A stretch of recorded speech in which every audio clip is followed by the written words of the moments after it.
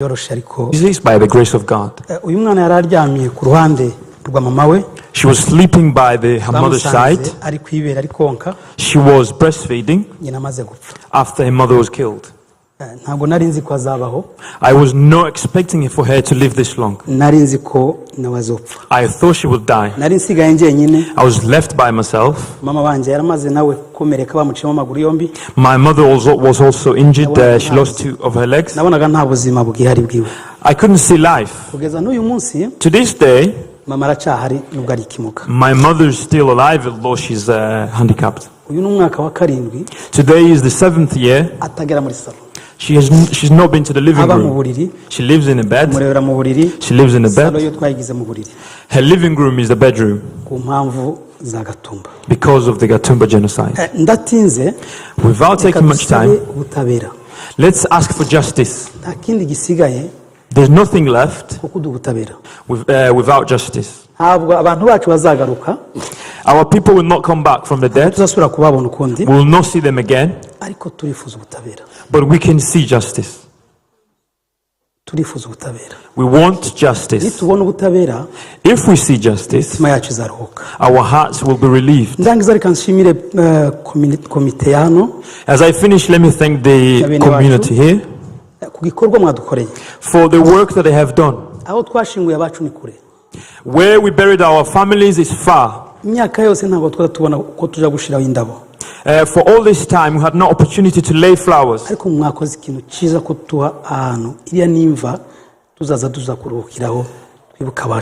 But this gravestone is a great remembrance, something that we're going to visit time after time. We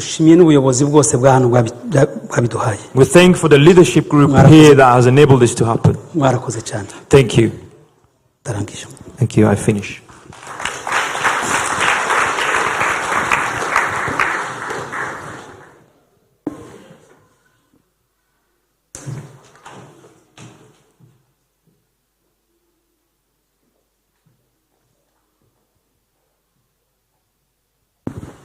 Thank you very much, Janvier. And Noella. And her sisters. We are now going to hear from the president of Gatumba Refugee Foundation.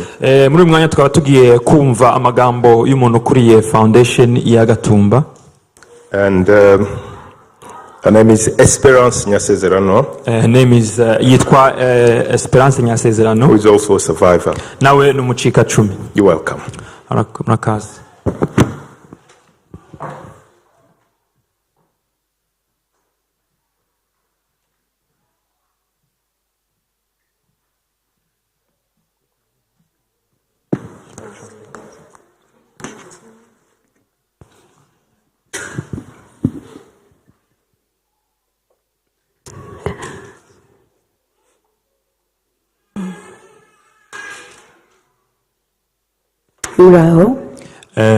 Hello.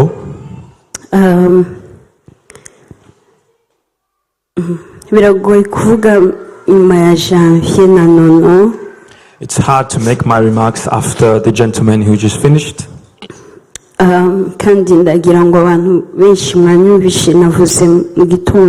I also spoke this morning for those who were there.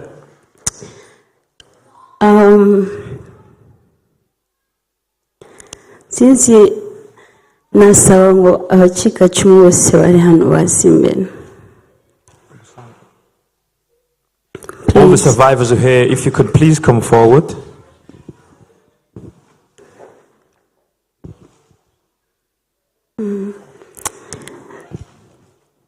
Kuko kindavuga mu izina ryabo. Because I'm representing them here. Kandi ndagira ngo amajambo yose ndibuvuge buri mucikacumu wese yarakagombye kuyavuga. All the words or remarks I'm going to make are words that could have been spoken by any of the survivors. Let me also take this opportunity to thank those of you who are here today. Earlier this morning we thanked everyone who was there. What I want to emphasize ni ku mbaraga z'aba bantu mubonana imbere. It's the strength of people you see here before you.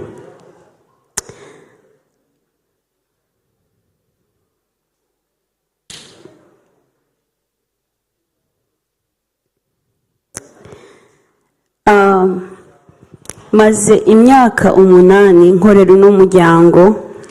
It's been 8 years I've been the president of this foundation. Nje mu bantu byananiye gutanga ubuhamya nanje mbarimo. I am one of the people who struggle to give a testimony. Ndagira ngo ejo bundi niho umwe mu basista wacu yantunguye arambwira ngo mvuge. Recently, one of my sisters surprised me and asked me to speak for the first time. Nza gusanga ahubwo mfite ikibazo kinini nanje ntarinzi. I also realized that I had a big problem that I was not aware of. Ino myaka yose ni nkaho nahungaga ririya joro rya Gatumba. All this time, it seemed like I was fighting the night. Ikintu cyose gishobora gutuma mbitekereza naragihungaga. Anything that reminded me of the night, I stayed away from. Noneho kuba naragiriwe amahirwe yo kuyobora nafashe uwo mwanya imbabizi. But when I had the opportunity to lead this foundation, imbabizi mu buryo ntashakaga no gutekereza Gatumba. I became busy to the point that I tried everything to avoid remembering the genocide. Noneho reka mbonereho n'umwanya wo kubabwira ko uno mwaka twashoboye gutora ubuyobozi bushasha. Let me announce to you that this year we were able to elect a new leadership group. Unyine dufite president mushasha witwa Desire Rusengo. We have a new president by the name of Desire Rusengo. Vice w'unyine ari hano ni Aime Bideri. Vice president, his name is Bideri. Ndetse n'abandi bari muri komite harimo Noella Wagasosuri hano. We also have all the members of the leadership group here.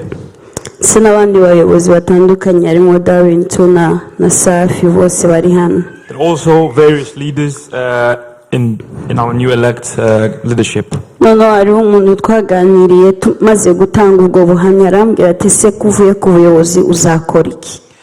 Recently, I spoke to somebody who asked me a question. Now that you've stepped down from the leadership, what are you going to do? Sinabonye igisubizo. I did not have an answer for them.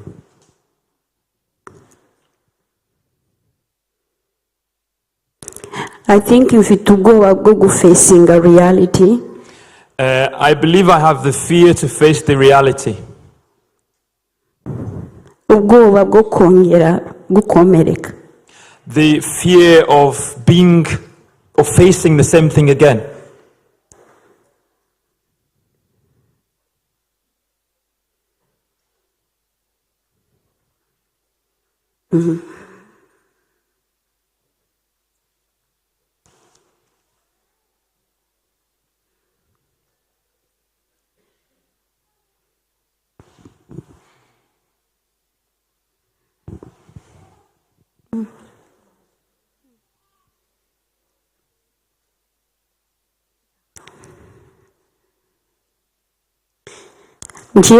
Njyewe ntabwo napfushije ababyeyi mu Gatumba.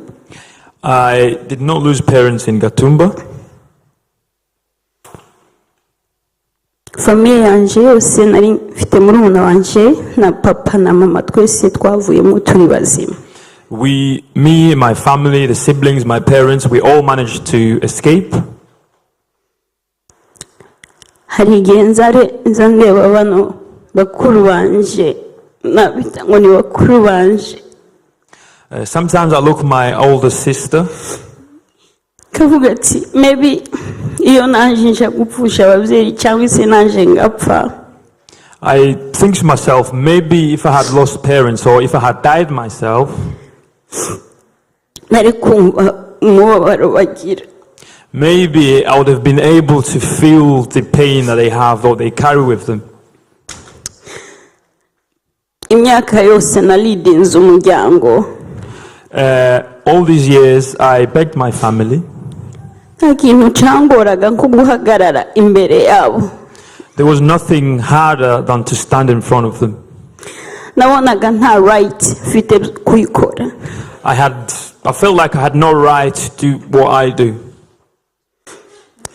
Ariko ndashima Imana But I thank God ko icyunamo twakoze muri America last week, that the remembrance ceremony we had in America last week, hariho amagambo abantu batanze ubuhamya bavuze. we heard some testimonies from people. Yongeye kumpereza energy cyangwa se hope, impereza n'akariro gatoya ko kuvuga ngo I did okay. Their testimonies filled me with hope and a burning fire, feeling that I did something good.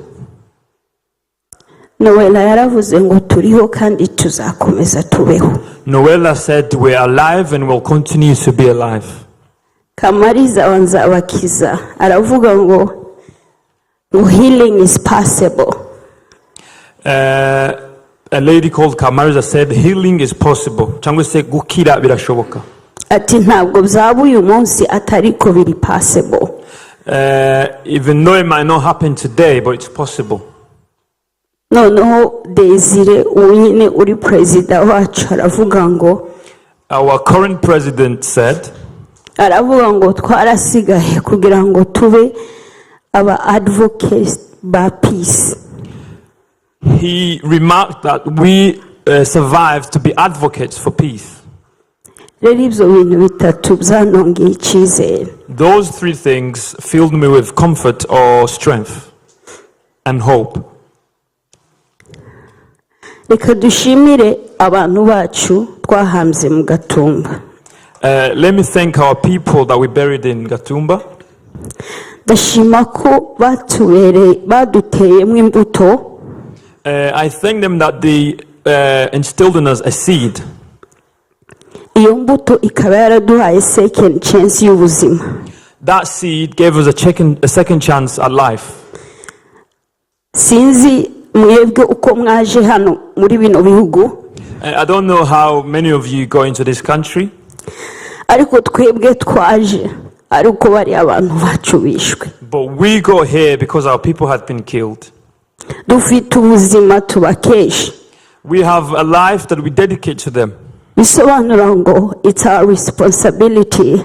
Which means it's our responsibility to speak on their behalf. kubavugira, to speak on their behalf. It is our responsibility Ni responsibility yacu gushaka ubutabera. To seek justice.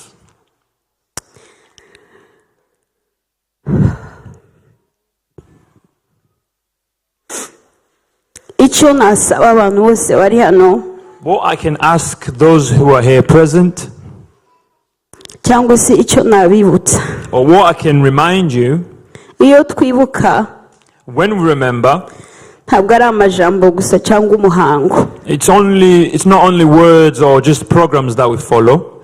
Ahubwo ni ukubana n'abacu.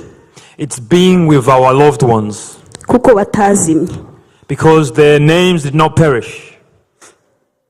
Ikindi nabasaba nk'abanyamulenge. What I would also like to request my people as Banyamulenge people, ntitwibagirwe. Let's not forget.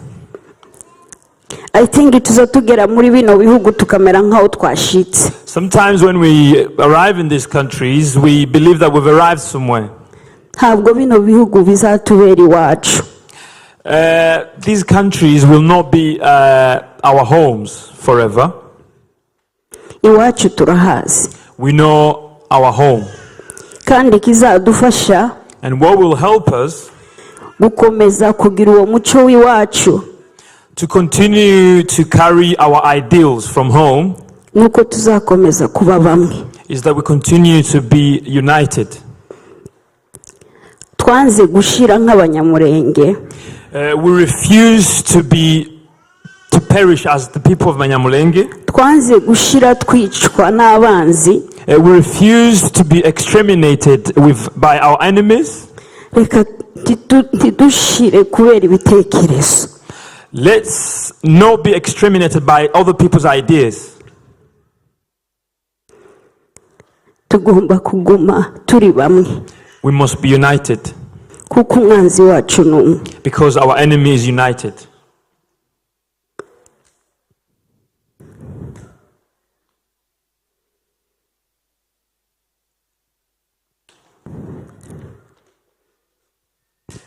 Reka nshime ndangiza. As I finish, dufite byinshi byo kuvuga. We had much to say. Ariko reka tubabwire ngo UK muri abantu b'abagabo. Let me thank the people in the UK that you are great people. Mwakoze. Thank you. Mwakoze for showing us the way. Thank you for showing us the way. Mwakoze kutwereka inzira. Ibyo twakoze mu gitondo n'ibyo turimo ubu nyine. What we did earlier in the morning and what we are doing now. Mubikomeze. Please continue that.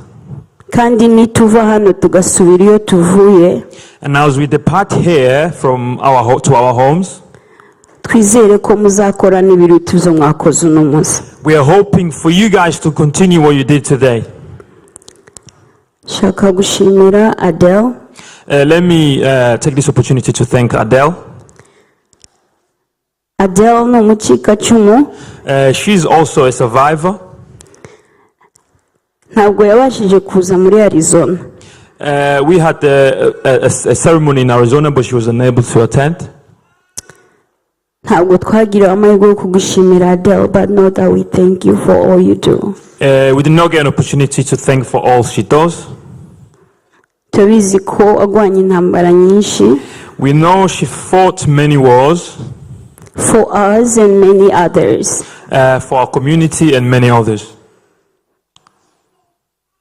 Tuzahora twibuka ibyo wakoreye ubwoko. We'll continue to remember what you did for our community. And the survivors. Especially the survivors. Tushimire Maître Innocent. Let me thank Mr. Innocent. Ndibaza ko ari buze kubivuga kurambuye. I'm sure he's going to speak of this in more details. Naho amadosiye yacu ageze ubu nyine ni Maître Innocent abishizemo imbaraga. For where our case is at this point, it's him. We dedicate this to him. Thank you for not giving up on us.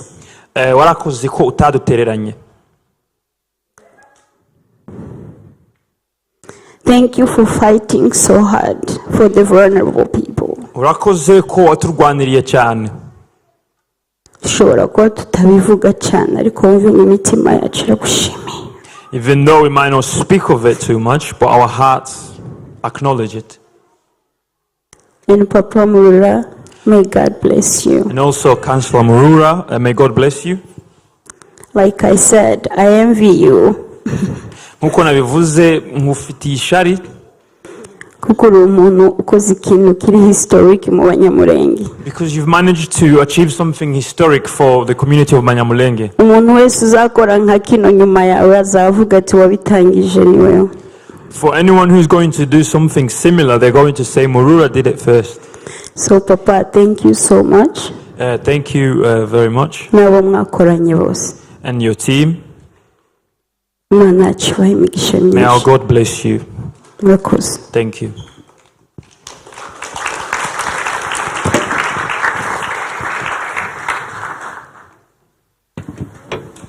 Thank you so much, Espe.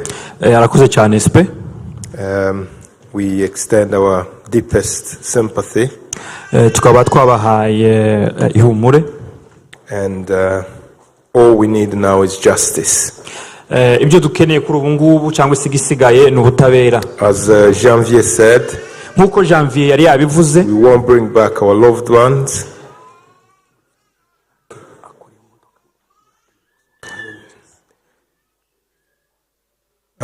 As Janvier said, nkuko Janvier yabivuze, we won't be able to bring back our loved ones.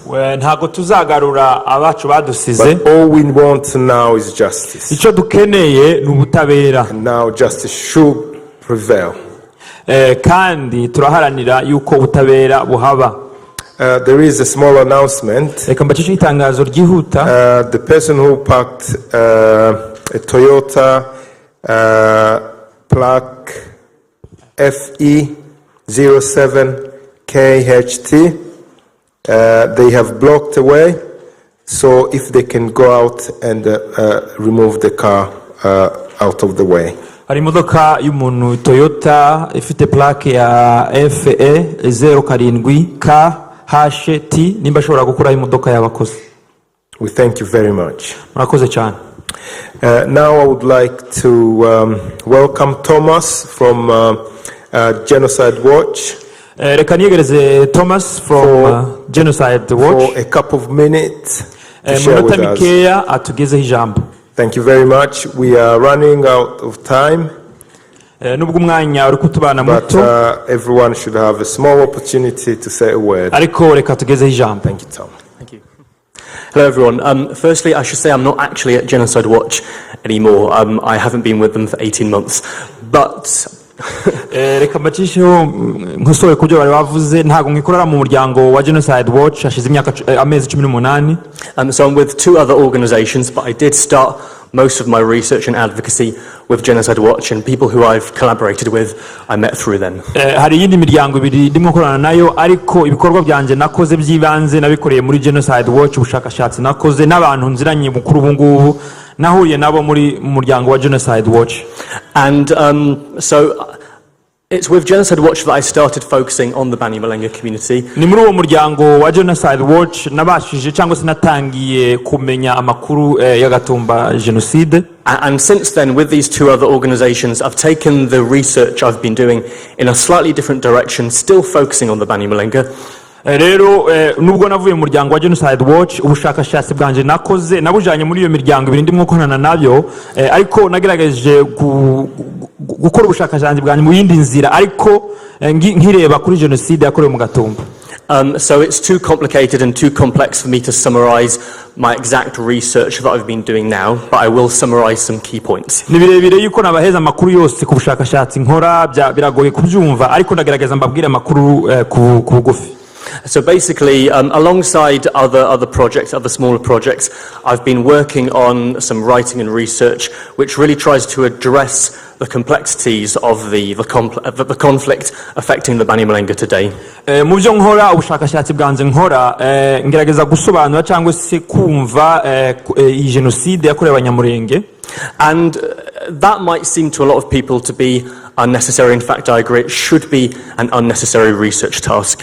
Kuri benshi abantu batabizi babona ko ari igikorwa kidafite agaciro kuki nkora ubushakashatsi nk'ubu ngubu. But sadly, what I've learned over the years from my research and advocacy that I've been doing for about 4 years is that it is necessary for me to do this. Ariko biteye agahinda naje kumenya yuko ibi bushakashatsi nkora cyangwa se ibintu nandika bifite agaciro kugira ngo ubutabera buzaba. And that is because, as a lot of people in the Banyamulenge community will know, and as other people who have collaborated or interacted with the Banyamulenge will know, nkuko muri community y'Abanyamulenge mubizi cyangwa se abandi bantu bakoranye na community y'Abanyamulenge babasha kubitahura, there are a lot of experts, academics and officials in the field of human rights and conflict analysis who do tend to downplay what the Banyamulenge are experiencing today.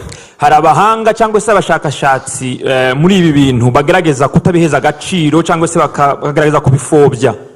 And also that influences, so these biases influence media reporting, and so the Banyamulenge persecution and genocidal violence today does not get any attention.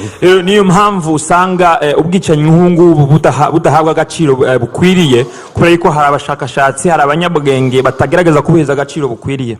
We've often come across arguments from academics and other experts who question why we would focus on a vulnerable minority like the community, like the Banyamulenge community, when many people in Congo are suffering.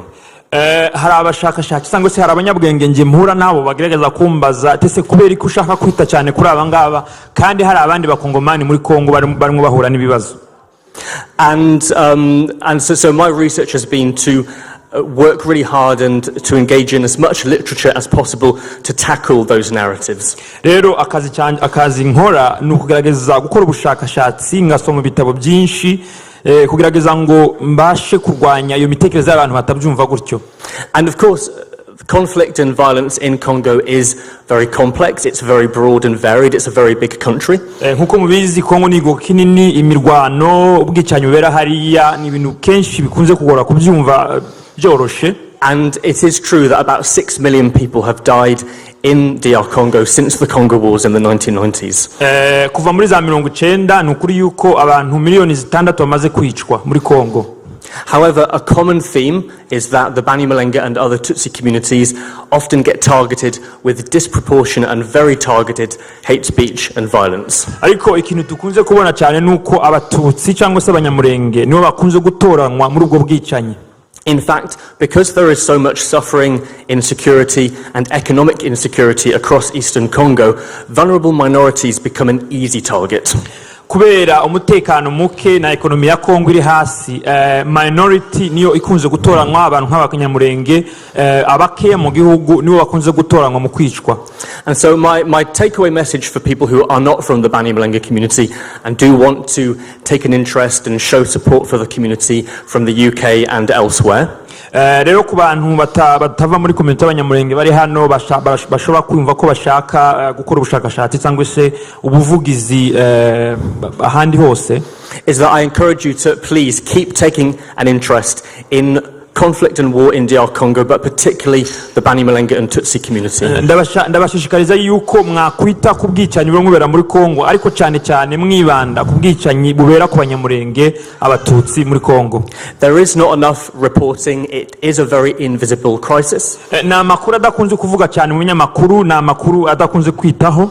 And I remember about 5 years ago when I was doing my postgraduate thesis, my supervisor told me I should focus on DR Congo. Ndibuka yuko hashize imyaka 5 nkora maîtrise niho umusupervisor wanje yambwiye ati byaba byiza witaye kubera muri Kongo. And I thought that was a terrible idea because I didn't understand anything and the media reports never helped make sense of what was going on there. Mu gihe yabimbwiye numvaga ari igitekerezo kibi, nta kintu nari mbiziho, nta makuru nari mfite, media nta kintu yabivugagaho. But I persevered, and 5 years later I do have a much stronger understanding of the conflict, and I encourage people to be patient and keep reading into the literature and the reports. Ariko mu myaka 5 nyuma yo gukora, nyuma yo gusoma ibintu byinshi, navuga ko kuri ubu ngubu mfite ubusobanuro buhagije ku bintu bimwe bibera hariya. And so back to my point that there are many different crises and many different types of suffering in DR Congo. Nsubiye ku jambo nari navuze, hari ubwicanyi butandukanye bumwe bubera muri Kongo. My main point in my research is that the suffering and the persecution and genocidal violence against the Banyamulenge, focusing on that is not in contradiction with supporting all Congolese people. Rero igitekerezo ndimo nandika mu bushakashatsi bwanje no kuvuga yuko umuntu witaye ku bwicanyi bwabere ku banyamurenge ntago babivuze yuko bari abantu tabaha agaciro. However, key actors in Congolese society and politics, ariko abantu bakomeye muri politike y'abakongomani, need to be held accountable for the way in which they have influenced anti-Tutsi and anti-Banyamulenge hate in DR Congo to this day. Bakagombye kuzanwa imbere y'ubutabera kuko bagize influence nini mu bintu biba ku banyamurenge. Do I have a few more minutes to keep going, or do you want me to stop? Well, 1 minute. Okay, so I was thinking, while I was holding back the tears, listening to those speeches earlier, it reminded me of when I was actually reading a key research paper from a friend, Felix Underhinder. byanyibukije igihe nasomaga igitabo recherche mu myaka yashize, and that was documenting the hate speech and linking the hate speech against the Banyamulenge with the violence against the community. ubwo bushakashatsi bwavuga ku magambo y'urwango cyangwa se amagambo y'ubwicanyi yabaga muri community y'abanyamurenge. And I remember feeling, although this was a research paper, it wasn't meant to be an emotional experience. Nubwo umuntu wabyanditse atashatse kuriza abantu, bwari ubushakashatsi gusa. Reading this made me feel very angry and upset by just how clear the evidence was, but then how little attention this problem was actually getting. Ariko narijijwe cyangwa se natewe ishavu n'ibimenyetso umuntu wanditse kino gitabo cyangwa se bushakashatsi yerekanye. And so I will continue, and I know that my research partners will also continue to want to keep making sure that the Banyamulenge community's voice is heard. rero nje ku bwanje nzakomeza kandi ndabizi yuko nabo dukorana tuzakomeza kugeza igihe ijwi ry'abanyamurenge rizumvikana. And the Banyamulenge should never stop fighting. Kandi namwe abanyamurenge ntimukareke muzakomerizeho. And the Gatumba Memorial it's a past event, but it's a symbolic event as well of the ongoing struggle of the community today. Rero nubwo ubwicanyi bwa Gatumba ari ibintu byatambutse ariko ni nk'urwibutso rw'ibintu bikomeza kuba ku banyamurenge. Okay, I'll leave it there. Thank you. Reka mbireke aho ngaho murakoze. Thank you very much, Tom, Arakoze cyane Tom for working hard to get our voice across. Kubw'imbaraga ziwe mugerageza yuko ijwi ryacu ryakumvikana. We now going to welcome Lisa. Reka twiyegereze Lisa. She's from Amnesty International. Avuye mu muryango witwa Amnesty International. One of the biggest advocacy organization in the world. Numwe mu miryango ivugira abantu ku isi yose. And she's in charge of Burundi, Congo, Rwanda and Central Africa. Akaba akorera mu Burundi, mu Rwanda, Congo ndetse na Africa Central. Nawe aratubwira amagambo magufi. Thank you. Arakoze. Keep this short. Thank you so much for inviting me to this just incredibly powerful, moving and important event today. Mwakoze cyane kuntumira muri iki gikorwa cy'uyu munsi, igikorwa cy'agaciro kenshi. As you said, I'm a volunteer with Amnesty International, and at its Ndi umuvolontere mu muryango wa Amnesty International. At its heart, Amnesty is a membership organization of ordinary people from around the world who believe that by coming together, we can campaign for human rights for all. Amnesty International ni umuryango wizera yuko duhurije hamwe ku bumwe dushobora kurwanira agateka kazina muntu. And we can call for an end to human rights abuses across the globe, like the shocking event. Ndetse tukarwanya ubwicanyi nk'ubu ngubu bwabereye muri Gatumba. It is shocking today to think that it has now been 20 years since the horrific attack on the refugee camp of Gatumba on the 13th of August 2004. Biteye agahinda yuko imyaka 20 ishize habaye ubwicanyi mu nkambi ya Gatumba ku banyamurenge. It's horrifying to hear how Banyamulenge refugees were targeted there. Biteye ubwoba kumva yuko abantu b'abanyamurenge babashe gutoranwa kugira ngo bicwe. With 166 people systematically and deliberately killed and many more wounded. Aho abantu 136 bishwe byateguwe ndetse biri no muri gahunda. All these years later, it is appalling that there has still been no justice and no accountability for this horrific violation of human rights. Birababaje yuko imyaka yose ishize nta muntu n'umwe wari wazanwa imbere y'ubutabera. Amnesty International has repeatedly called for independent and impartial investigation and for the perpetrators of this atrocity to be brought to justice through domestic or international legal processes. Umuryango wa Amnesty International wagerageje imyaka yose ishize kugira ngo abantu bakozwe ubwicanyi bazanwe imbere y'ubutabera. We also know that violence continues today. In the Democratic Republic of Congo, we see human rights abuses by armed groups continue. Kandi turabizi yuko ubwicanyi bw'amarebele akomeje mu gihugu cya Congo no kuri uyu munsi. Particularly in eastern provinces of the country, where the Banyamulenge community continue to face serious violations of their human rights. Cyane muri este aho hakomeje kugaragara ubwicanyi butubahirizwa agateka kazina muntu. In June, as the president in the DRC began his second and final term of office, Amnesty International called for action to tackle the ongoing human rights crisis, highlighting key human rights issues that need to be addressed urgently. Mu kwezi kwa gatandatu aho umuyobozi wa Congo yatangiye manda ya kabiri, umuryango wa Amnesty International wahamagariye yuko leta ya Congo yagerageza gukora ibyo ishoboye kugira ngo ihagarike ubwicanyi bukomeza kuba muri Congo ahantu hose. In particular, the need for a human rights-centered response which complies with international humanitarian law and protects people who are at risk.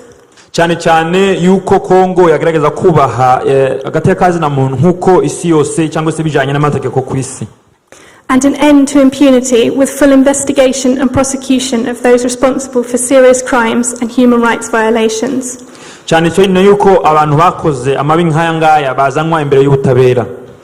This is crucial for justice, for victims, and because widespread impunity and a lack of accountability continues to fuel human rights abuses. cyane cyane n'iby'agaciro kugira ngo kuzanwa k'ubutabera bw'aba bantu byahagarika ibintu nk'ibi bikomeza kuba mu minsi iri imbere. 20 years on, there have been no prosecutions of those responsible for the Gatumba massacre, and the fight for justice must still continue all these years later. Imyaka 20 irashize nta muntu n'umwe wari wazanwa imbere y'ubutabera. But there is hope. Ariko hari icyizere. This event today, everyone here marking the Gatumba massacre, making sure that it's not forgotten. Hari icyizere nk'igikorwa cy'uyu munsi ni igikorwa kigerageza kurwanya yuko ibintu nk'ibi ngibi cyangwa se ibintu byabaye bitazibagirwa. The fight for justice continues, and from today we can spread and raise awareness of what happened on that terrible day. Guhera uyu munsi twagerageza tukerekana amajwi yacu kugira ngo tuzumvikane. This week, as we reach the 20th anniversary of Gatumba, Amnesty International again renewed its call for justice to be done for the victims, for the survivors, and for their families. Muri iki cyumweru aho imyaka 20 nyuma ya Genocide ya Gatumba, Amnesty International yatangiye cyangwa se yakomeje kandi guhamagara yuko haba ubutabera ku bantu bishwe mu Gatumba ndetse n'abasizwe. Today, as we remember those who were killed, we stand in solidarity with you in your campaign for justice, and we will continue to call for accountability and justice for this horrific crime. Uyu munsi twibuka duhagaranye namwe duhamagara ubutabera ku bwicanyi bwabaye ndetse tuzakomeza guharana namwe mu bumwe. Murakoze. Thank you ever so much, Lisa. Arakoze cyane Lisa. Just to let you know, we are running out of our time. Kambamenyeshe ko turimo But if you could accommodate us, ariko nimba mushobora we kutwemerera have a couple of speakers still coming dufite abantu bagomba kutugezaho amajambo with very important speeches. Kandi na amajambo y'agaciro. But for those who may be rushing, ariko ku bantu barimo bihuta, we have prepared some refreshment and food. Hari ibintu twateguye byo kurya. As you leave, don't go without eating. Nimba urimo wihuta ntugende. We have protocols. Dufite protocol officers. Dufite protocol officers. Dufite aba protocol hariya. They will show you where to go. Baraza kubereka aho mwabasha kuja. But please stay with us ariko mugumane natwe as we go more speakers to come. kugira ngo tubashe kumva amajambo y'aba bantu bagifite. I will now would like to welcome Adele Kibasumba. Adele Kibasumba. She's going to speak on behalf of Banyamulenge Global Network. Aravuga nk'userukiye abanyamulenge bose ku isi. In the world. Ku isi yose. And on behalf of Mahoro Peace Association. Ndetse araserukira Mahoro Peace Association. Kibasumba has worked tirelessly. Kibasumba yakoze n'imbaraga nyinshi. To mobilize. Kugerageza kwegeranya. All the Banyamulenge around the world. Abanyamulenge ku isi yose. To work hard. Gukora cyane. And to support the Banyamulenge who are left destitute in Minembwe area. Kugira ngo dufashe abacika cumu kuri za and she's here to give us some insight of what she's doing. Reka tubwire very much welcome.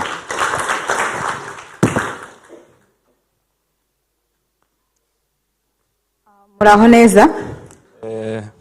Murambabarira ndatanga ubutumwa bwanje mu Cyongereza ku bacumva. So I'm going to give my message in English. And then hanyuma ndaza kuvuga ubutumwa mu Kinyamulenge mbwira abanyamulenge. She's going to give her speech in Kinyamulenge thereafter. So kugira ngo tuchunguze uburyo mwete. Thank you. Urakoze cyane. Sawa? Okay. Distinguished guests, MPs, mayor representatives, members of City Council, friends of Banyamulenge, members of Banyamulenge community. My name is Adele Kibasumba. I am a member of Banyamulenge community, and I'm here as a representative of the Banyamulenge in diaspora. It is a great honor to be here today, joining my community of Banyamulenge in the United Kingdom, UK, our friends and the British people to commemorate the lives of 166 innocent civilians killed on the night of August 13, 2004, on the basis of their ethnic identity. Among the 166 people include my little sister, Deborah Mukogajana Munyakuri. She was just 7 years old. She was shot and killed while on her mother's back. Her body was later burned, and we could only identify it by her unburned remains the morning after. 3 of my family members, my mom, my 2 brothers, were among the hundreds of wounded. Since we left Burundi, we were resettled in many different parts of the world. We left our loved ones buried in a country that failed to give them safety, and yet rewarded their killers by elevating them to the highest positions in the Burundian government, and others in the Democratic Republic of Congo continue to operate with the support of Congolese government. Today, I am thrilled to witness the history in making of the unveiling of the stone dedicated to the memories of those victims in Gatumba. While this event is personal to me and my community, it is a remarkable act of kindness, humanity, solidarity, and compassion. It shows the British people's values in action. Refusal to distance themselves from horrific events that happen 500,000 miles away from Manchester. It is an advanced understanding that what affects one directly affects another indirectly. It challenges the idea of us and them. You have not only offered us a place of sanctuary, but you heard and owned our stories and demonstrated our shared humanity. This is not new to Britain.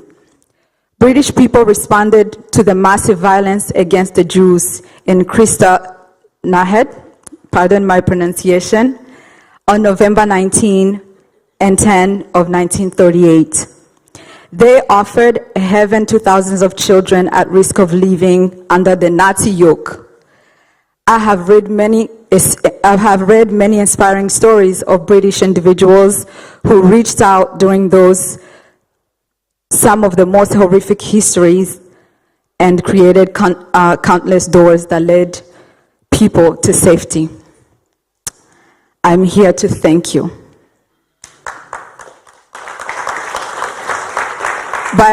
By this act, the Sanford City has provided hope for the Gatumba survivors, the hope by recognizing the victims by their name. In our tradition, when you are unable to bury your deceased relatives, it's as if they continue to die. This is a stone of hope, memory, and allyship and acceptance. I thank you. I'm here to remind you the commitments made by the international community hours following the Gatumba genocide. A report dated 18 October 2004, jointly produced by the United Nations Organization Mission in the Democratic Republic of Congo, MONUC, the United Nations Operation in Burundi, ONUB, and Office of the United Nations High Commission for Human Rights, concluded that the attack was clearly directed against the Banyamulenge refugee and ethnically and politically motivated. Various sources, including the above UN reports, but also reports of Human Rights Watch, compiled credible evidence, leaving little doubts over the responsibility in the massacre. The available evidence clearly indicated that Burundian Force National Liberation, Palipehutu FNL, and Force Démocratique Libération du Rwanda, FDLR, the Congolese Army, FRDC, Mai Mai militias were directly involved in the Gatumba massacre. I want to quote some of the world leaders' declaration. The Security Council called upon authorities of Burundi of the Democratic Republic of Congo to cooperate actively so that the perpetrators and those responsible for these crimes be brought to justice without delay. United Nations Council, August 15, 2004. France condemns with utmost firmness the terrible massacre of Congolese refugees that occurred in Gatumba on Burundi's territory. It is currently in close contact with Security Council partners. The fact must be established without delay so that these crimes do not go unpunished. This is the French Ministry of Foreign Affairs on August 16, 2004. The UK responded too. Foreign Office Minister Dr. Denis McShane today condemned the killing of over 150 people during a raid on the Gatumba camp in Burundi, which is sheltering refugees from Democratic Republic of Congo. United Kingdom Foreign and Commonwealth Office on August 14, 2004. It's worth to mention that the UK made the first statement to condemn the violence. It is not only terrorism within one state which has to be the concern of the international community as a whole, but other conflicts too. The situation in Darfur in the Sudan, from where I returned last week, demands action, both because it is a human tragedy, because it affects the whole region through the spread of instability and the movement of refugees. And in Gatumba, in Burundi, the horrific massacre of a few weeks ago underlines continuing potential of the conflict to destabilize the Great Lakes and challenges with the UN force there has to face. This is the Foreign Secretary, again on September 3rd in 2004. The United States made similar statements as well. The stone is an important remembrance and history, a history education. It marks Sanford City Council commitment to collective pledge of never again. The stone will serve as an educative opportunity for generations to equip them in fighting all forms of hate and genocide ideology. More importantly, in these warring times where we witnessed an increased expression of divisionism, extremism, and hatred in many parts of the world, it sends a clear message that the Sanford City Council offers the right conditions, environment, and platform for the promotion of justice and values compassion and human dignity. This stone offers an opportunity to reflect on lessons learned from the failure of the international community to prevent and stop the execution of the genocide everywhere and the ongoing persecution of Banyamulenge in the DRC. I am here to extend my gratitude to specific local officials and the roles that it plays in this journey that led to this event. Sanford City Mayor Paul Dennett and Sanford City Council for hosting Banyamulenge and also the Labour Party. A special thanks to MP Rebecca Long Bailey. Before I talk about Rebecca's supports to our community, I want to share my view on the reason the genocide is still committed in the world. The world has not developed the international institution needed to predict and prevent it. The world's leaders do not have the political will to stop it. Rebecca is an example and an exception for these obstacles. You have worked tirelessly, consistently, and constantly to prevent another genocide and raise awareness of the persecution that was faced by the Banyamulenge. You have refused the idea of neutrality in situation of injustices. You are an example in the true sense of allyship. Your actions and dedications amplify and advocate for our community's plot. I believe that meaningful, authentic inclusion is effective if each one of us can sympathize and advocate for a marginalized social group that is different to our own identity. Unfortunately, the plot against Banyamulenge continues to date in their home DRC. Since 2017, the remaining Banyamulenge population has been targeted by the militia such as Mai Mai, Red Tabara, with the intent to forcefully remove them from their villages.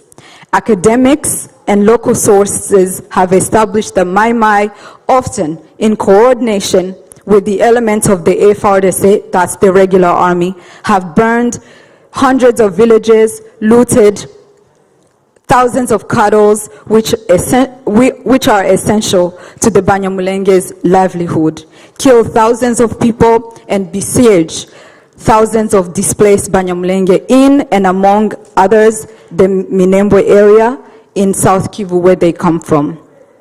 While we acknowledge and condemn the violence that many Congolese face in the eastern DRC, it is important, like Thomas said, to know that the Banyamulenge and Tutsi in general, civilians have been disproportionately targeted with violence and hate speech. This pattern follows decades of persecution and rejection of their collective identity that only increase in recent years, with rhetoric becoming more extreme and violence is getting more devastating. I'm here to bring a message to the UK government that conflict in DRC is not as complex as many international partners tend to think. Peace and stability in DRC depend on whether the DRC authorities can address the blacks on blacks racial division of the ethnic component of the DRC nation into so-called native and non-native people. I want to end by quoting the late Bishop of South Africa, Desmond Tutu. If you're neutral in a situation of injustice, you side with the oppressor. If the elephant has his foot on a mouse, you say that you are neutral, the mouse will not appreciate it. Thank you. Murakoze cyane.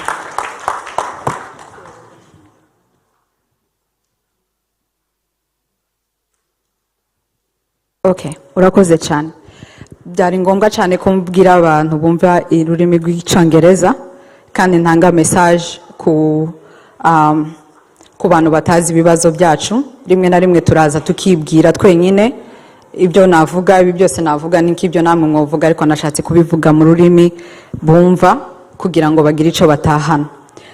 Ariko ndashaka kurangiza mbashimira, ariko cyane cyane ntanga mpore ku bacikacumu. Nanje ndi umucikacumu, nanze guharugurukana nabo kuko biza biremera cyane, hanyuma waza kuvuga nyuma nawe bikakunanira. Nifuza kubahereza mpore mwese abacikacumu babuza babo mu Gatumba, mpore cyane. Ariko ndashaka gutanga mpore no ku bandi bacikacumu y'ubundi bwicanyi bwagiye bubera ahantu hatandukanye mu bibogobogo. Ndabizi iyo ibi bintu bivuzwe bizana trauma nyinshi ku bibazo abanyamurenge bose bagiye bahura navyo. Twebwe ku bavandimwe bacu bava muri Great Lakes nk'abarundi n'abanyarwanda, nkuko mubiza abanyamurenge twese turavukana. Abo twabuze mu Gatumba buriya bavukana n'abandi benshi batari bariyo mu Gatumba, kandi intandukaniro yacu abari mu Gatumba n'abandi batari bariyo nuko batari bariyo. Iyo baza kubayo nabo baba barapfushije, nabo baba barapfuye, nabo baba baramugaye. Kandi ubwicanyi bwo mu Gatumba nubwo ari bwo tuzi, ari bwo buvugwa cyane ku mu mahanga, nubwo buri documented, abanyamurenge si bwo bwa mbere bishwe ahantu hatandukanye, mu Bibogobogo, Ikabera, mu iriya Irubumbashi, Ikamina, Ikinshasa, Ibukavu n'ahantu henshi dukorerwa genocide yitwa slow genocide. N'ubu nyine kuva mu bihumbi 2017 kugeza n'uyu munsi abasigaye muri Congo nabo barimo barakorerwa a slow genocide nka ya yindi yabaye mu Gatumba. Itandukaniro y'ibyabaye mu Gatumba n'ibirimo kubiri iwacu ni ukubera yuko tutari mu nkambi, twari iwacu, abantu banga gutega ijosi kugira ngo umwanzi aze kandi arase, atemagure, yice, narangiza asprayinge gaze nkuko bayisprayinge mu Gatumba, batwike. Ico kintu abanyamurenge bafungutse amaso, baracanze, niyo mpamvu abanyamurenge bake basigaye iwacu. Kandi ari nayo mpamvu twebwe twarokotse mu Gatumba n'inshingano zacu ku making sure ko ta wundi munyamurenge wishwe nkuko yishwe mu Gatumba. Ibyo byose twopfa nk'abanyamurenge, ikiduhuriyeho twese ni urwango twangwa, ni ugushaka ko badukura mu gihugu cyacu, ni ugushaka yuko twese dupfa tugashira. Iyo bigeze hariya ntabwo ngo azabaze ngo se wewe ubyumva gute cyangwa wowe ubyumva gute, bapfa kureba ukusa, bapfa kureba uko uvuga, barakwica, ntabwo batekereza na rimwe ibyo utekereza n'ibyo wemera. Rero iyo hageze muri ico gihe birasaba yuko twese duhuza imitima, tukagwanya akarengane, tukagwanya yuko bene wacu tuzoza tuza tukabibuka tukavuga gutya, ariko hagera kuvuga ngo dukore tubipreventinge, tuzamagane, tubibuze, abandi bakavuga ngo yaye si uku nguku bigomba gukorwa, njewe simzemera. Uwo mwanya nta mwanya dufite bavandimwe. Ndabasaba rero ahari turaza kubona undi mwanya tuza kuganira nk'abanyamurenge twenyine mu nzu ko tugomba gushira hamwe tukagwanya akarengane katuri hejuru, tukanga kwemera yuko tuzongera kandi kugirirwa nkuko twagiriwe mu Gatumba n'ahandi henshi. Mukomere, twakoze cyane kuri iki kintu cy'ubutabera. Ibi bintu byose mwabonye biba hariya turabishigikiye. Ndashaka kuvuga akantu kamwe, hari abantu batekereza ko abantu bakora hari bashaka izindi nyungu. Igihe Councilor Murura yabitangiye abirobinga muri City Council, hari option yo kuvuga ngo twabemereye ariko mwitonde, tuzabashakira funding, tuzabashakira funding izaze ibubakire kiriya gituro mwabonye hariya. Ariko kubera yuko ibi bintu bitureba n'ibyacu, abanyamurengo bose, amamitualite yose yarakontribuwe kugira ngo twubake kiriya. Ibintu byose aho bigeze, mwabonye ama statement nasomye imiryango mpuzamahanga yose yakoze nyuma y'Agatumba bamaze gupfa. Nations Unies, Amerika, iki gihugu murimwo, France n'ibindi bihugu byinshi byakondanye ubwicanyi zo mu Gatumba. Ariko kugeza n'uyu munsi nta butabera baraduhereza kandi aribo bari baturinze. Ariko uyu munsi navuze yuko abanyamurenge bake basigaye bariho kubera yuko abanyamurenge babahagazeho. Iyo mutaza kubahagararaho ntago baba bahari, baba barapfuye kuko nguko abacu bapfuye. Nibi ngibi tuhaye dukora biratureba. Umunsi mwifashe mukavuga ngo nti mubikora, muzapfa, muzashira, muzarira, bazaza kubahoza, ariko muzapfa. Rero ibintu byose ni twebwe tugomba kubikora. Aho tugeze mu nzira y'ubutabera ni mu maboko yanyu abanyamurenge, aho muri mwese. Turi hano muri UK ariko turafatikanyije ku isi hose. Duhuza imbaraga zacu kugira ngo twigire, kugira ngo ico twokora tugikore twenyine. Abandi bazabaza bazavuga ngo akimuhira akimuhana kazi imvura ihise. Iyo niyo ideology tugomba kwigira, abandi bakaza batwuririraho.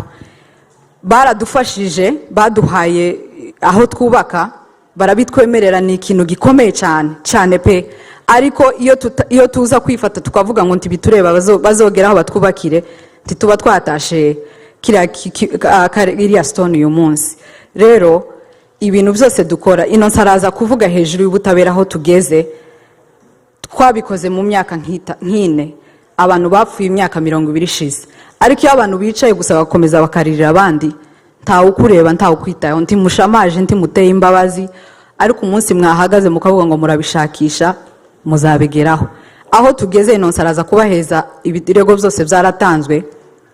byakozwe mu myaka iri munsi y'itatu. Kubera iki? Kubera ko abanyamurenge bonyine bahagurutse, bamara guhaguruka n'abandi bakabuririraho.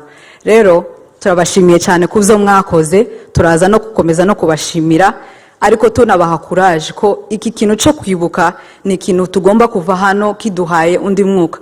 Nakaza mbona abanyamurenge n'abantu basenga cyane, baza baja mu mikutano bagasenga, bakaja mu ihuduma, iyo bavuye mwe baba bafite ububyutse, bagenda bagashahira abandi n'abandi batagiye mu ihuduma, bakaza bose bafite nk'umwuka. Iki kintu cyo kwibuka tugomba kuva hano dufite imbaraga zidusunika noneho gukora ibisigaye, tukazasigira abana bacu aho ahantu heza, apana kubaraga ibyo mwananiwe. Murakoze cyane.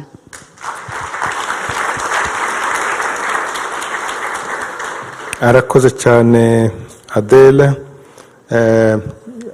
Yasabye ko abanyamuryango, thank you Adele for her remarks.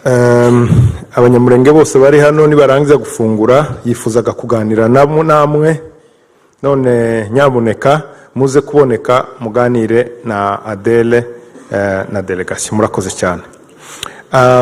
Thank you very much for the great remarks from Adele. Arakoze cyane ku magambo meza atugejejeho. I will now would like to welcome Councillor Alexis Murura Shama kuyegereza Councillor Alexis Murura Shama to introduce our special guest today. Yegereza ahamagara umutume wacu uyu munsi. Arakoze utanga amajambo. Thank you for the host. Mbere yuko twiyegereza our main speaker cyangwa umushyitsi wacu mukuru, before we welcome our main speaker today, na mu present mbere, let me present him first. Aradufasha byinshi cyane. He helps us a lot. Mbere yaho hariho message former vice president wa Congo. There's a message from the former vice president of Congo, Maître Rubegwa Azarias, from Mr. Azarias. Bari bamutumiye abahagarariye umuryango hano kuza kubana natwe. He was invited to be here today. Yohereje ngo tuyibasomere hano, But he has sent a message for us to kuko read out. twifatikanyije nawe. Avuga ko twifatikanyije nawe. Iravuga mu Gifaransa. I will try. Madame Jacqueline Ingabire, présidente de la communauté Banyamulenge UK Association. Bonjour, j'ai bien reçu votre invitation pour participer à la commémoration du 20e anniversaire du génocide de Banyamulenge à Gatumba, au Burundi. The former vice president is thanking the president of Baka in the UK for the invitation. Je tiens à vous remercier sincèrement d'avoir pensé à m'inviter. He would like to sincerely thank Madame Jacqueline for the invitation. Ça aurait dû être un moment de partager, de consolation et d'encouragement au regard de nôtres qui ont quitté tragiquement. It would have been a great moment for me to attend, to remember the massacres of J'aurais bien voulu également assister à l'inauguration du mémorial érigé en soutenir de notre. I would have loved to be at the memorial ceremony Pour la première fois. for the first time. Par ailleurs, je vous félicite de cet acte qui symbolise notre courage et notre détermination à pérenniser leur mémoire. I would like to thank you for thinking of keeping their memory alive. D'autres pays et villes cités devraient imiter votre exemple. Other countries should follow the suit as UK did. Malencontreusement, je suis au regret de vous signaler que je ne suis pas venu notamment pour avoir reçu l'invitation de la Fondation Gatumba bien avant la vôtre. Unfortunately, I won't be able to attend because I already had other plannings for ceremony in Phoenix. Venions de commémorer ensemble cet événement à Phoenix, à Arizona. We just had commemorated in Phoenix, Arizona. Je vous présente donc mes sincères excuses. I would like to sincerely excuse myself. tout en vous souhaitant une bonne méditation, And would like to wish you a good meditation pour que plus jamais un tel événement ne se reproduise. so that this heinous crime will never happen again. J'espère que vous aurez le temps de vous rendre visite. J'aurai le temps de vous rendre visite à l'avenir. I would hope to visit you in the future. Mes salutations aux membres du board et de l'exécutif de notre organisation. I extend my salutation to the member of board and team. Et mes encouragements à l'ensemble de la communauté, particulièrement aux victimes et survivants qui seraient parmi vous. I would like to greet members of the community and victims. Dieu soit avec vous. That Lord God be with you. Maître Azaria Silvegwa, former Vice President of the Republic of Congo. That's Maître Azarias Ruberwa, former President of the Democratic Republic of Congo. Murakoze. Thank you very much. Rero reka twiyegereze our main speaker, our main guest speaker. Let's welcome our main speaker for today. Ntabwo nkeneye kumvuga abantu benshi bamwumvishe ku bikorwa dukorera. I will not go into details of the work he does for us. Welcome MP Rebecca Long Bailey. Welcome MP Rebecca Long Bailey.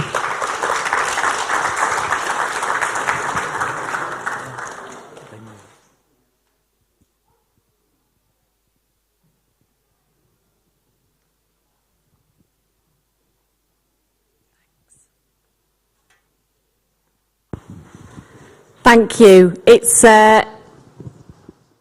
was an honour earlier today Murakoze, nakishwe bugufi uyu munsi to be at the unveiling of the memorial stone.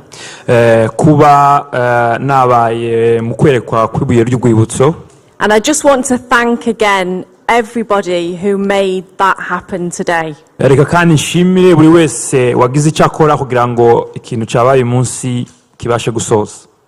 Particularly Councillor Alexis Sharma, Kubw'umwihariko cyane cyane Councillor Alexis Sharma, Councillor Wilson Nkurunziza, Councillor Wilson Nkurunziza, Salford councillors who are here today, ndetse n'abandi ba councillors babashe kuba hano kuri uyu munsi. our city mayor, Mayor wacu wa muri Salford, and of course, most importantly, the Banyamulenge Community Association. ariko cyane cyane kubw'umwihariko community y'Abanyamulenge hano mu Bwongereza. And Banyamulenge leaders right across the UK and across the world. Ndetse n'ubuyobozi bw'Abanyamulenge hano mu Bwongereza ndetse n'isi yose. And what I'd say to everybody who's visiting Salford today from other parts of the UK and even other parts of the world, icyo nabwira abantu bashe kuza Salford kudusura ku bwa mbere uyu munsi bava ahandi mu Bwongereza ndetse ahandi mu bindi bice ku isi, is that you are always welcome in Salford. Igihe cyose ni karibu kuza hano muri Salford. And one thing I'll say about Salford Ikintu is navuga kuri Salford, it's not just a city, ntabwo ari umujyi gusa, it's a state of mind. ni ikintu cyo mu bitekerezo. So we are all Salford. Twese turi Salford. Now, as we know, Nk'uko tubizi, the Gatumba genocide is one of the most difficult events to remember for those survivors. Genocide yakorewe mu Gatumba ni ikintu gikomeye cyane kwibuka ku bantu basizwe cyangwa se abacikacumu. And listening to the testimony of the brave people who spoke to us today, Numva ubuhamya bw'abantu batuganirije uyu munsi, it makes it so important for politicians like myself and communities like ours bitanga agaciro ku bayobozi nkanje cyangwa se abandi bayobozi mu makominote yacu, to not just tell the story, kutavuga inkuru gusa, to fight for justice. ariko kurwanira ubutabera. And it's important to stress, as we've heard from speakers today, Ni iby'agaciro kugira ngo nyuma yo kumva abantu bavuze uyu munsi, that what happened in Gatumba was one of the darkest days of humanity. ibintu byabereye mu Gatumba wari umunsi w'umwijima mu mateka y'umuntu ku isi. But despite international condemnation, nubwo hatabayeho kwamagana amahanga atamaganye, those who committed the atrocities are still free. abantu bakoze ayo mabi barakigendera. Criminal sanctions were not imposed. nta bihano bahawe. And the Banyamulenge people still suffer persecution to this day. ndetse abanyamulenge bakomeje kwicwa kuri uyu munsi. And in fact, only a few years ago, in August 2022, mu mwaka washize imyaka ibiri ishize mu kwezi kwa munani 2022, Genocide Watch released a report labelling the actions against the Banyamulenge people a genocide emergency. niho umuryango wa Genocide Watch wabashe gusohora raporo yemeza yuko ibintu byabaye ku Banyamulenge ari genocide. And we can hear the fear in the voices of the survivors who spoke to us today. twabashaga kumva ubwoba mu majwi y'abantu bavuze uyu munsi baduha ubuhamya. The fear that whilst in our minds we think something like Gatumba could never happen again, ijwi rivuga yuko ibintu nk'ibi byabereye mu Gatumba bidashobora kuzabaho. they know all too well the realities that it can. bazi cyangwa se bafite ukuri kwemeza yuko ibintu byabaye bishobora kuzahaba kandi. They know the fear of how things can turn on a knife edge. bafite ubwoba yuko ibintu bishobora guhinduka bigahinduka nabi cyane. And descend rapidly into the sheer depths of depravity. bigahindukira biba kubura ibintu. Now it's because of this fear ni kubera ubu bwoba we have to do everything that we can tugomba gukora ibyo dushobora byose, to tell stories, gutanga inkuru zacu, secure justice, kurwanira ubutabera, but also make sure that we have an international political community that stands against hate and responds to it quickly. ariko cyane cyane turwanira umuryango mpuzamahanga urwanya ibintu nk'ibi ngibi cyangwa se kurwanira ubutabera.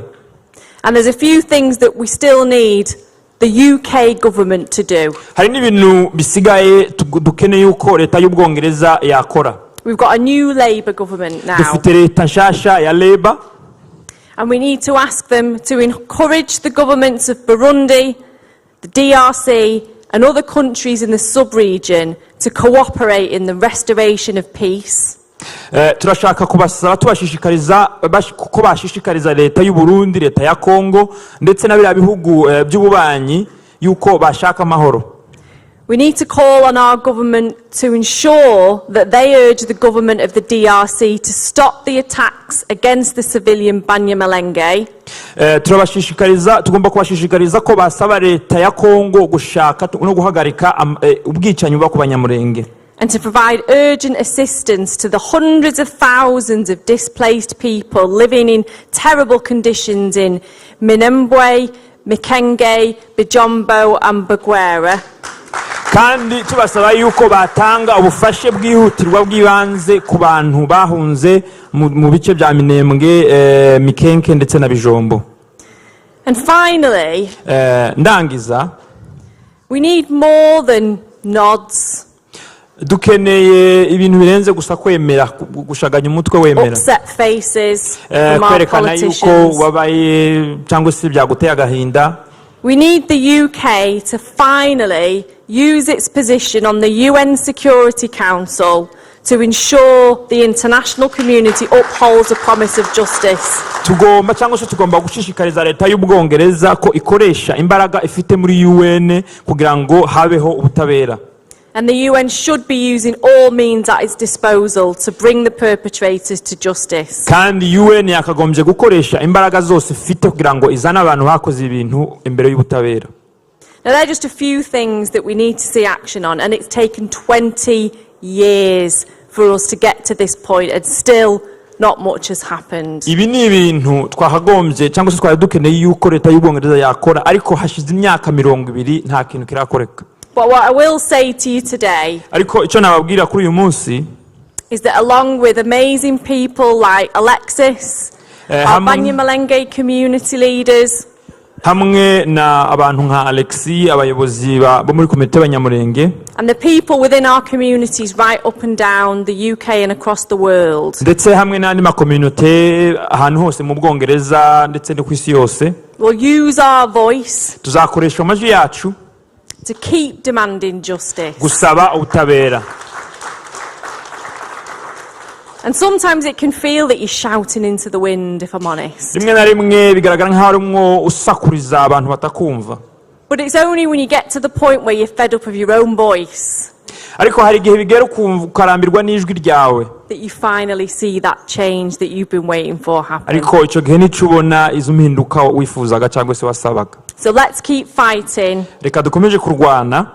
And let's keep supporting each other. reka dukomeje gufashanya. And remember now, we're all Salford. We're all part of this Salford family together. turi Salford, twese turi hamwe. So solidarity and enjoy the rest of today. Thank you. Ubumwe murakoze. Thank you. Thank you so much, MP Rebecca. Arakoze cyane MP Rebecca. And we know we have gone over our time schedule, but please bear with us. We are going to finish and we're going to have some refreshment.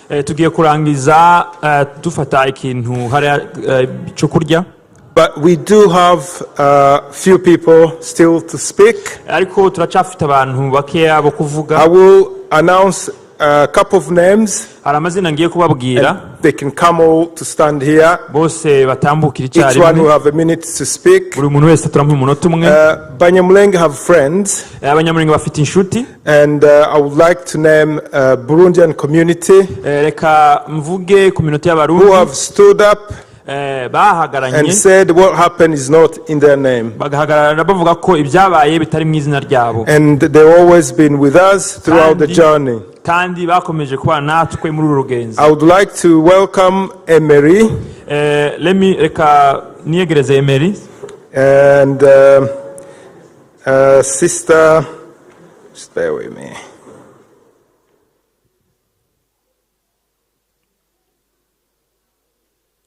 And Claudia, if they come forward and have just 1 minute. I would like to also welcome the leader of Rwandan community. Rwandans have also faced a genocide. And they have overcome all the challenges possible. And now they're coming, they're attending our event. I would like to welcome the president of Rwandan community, Hamisi Agizimfura, to come forward and have a minute of a word as well. Thank you very much. Thank you. I'm always happy to be part of this ceremony. And ever since you started to remember here in the UK, I have never missed even one single event. This is something that is close to my heart. But today I'm speaking on behalf of the Burundian community in Greater Manchester. And then I'll just say a few words on my own behalf as well. Burundians and the Banyamulenge community are but one community.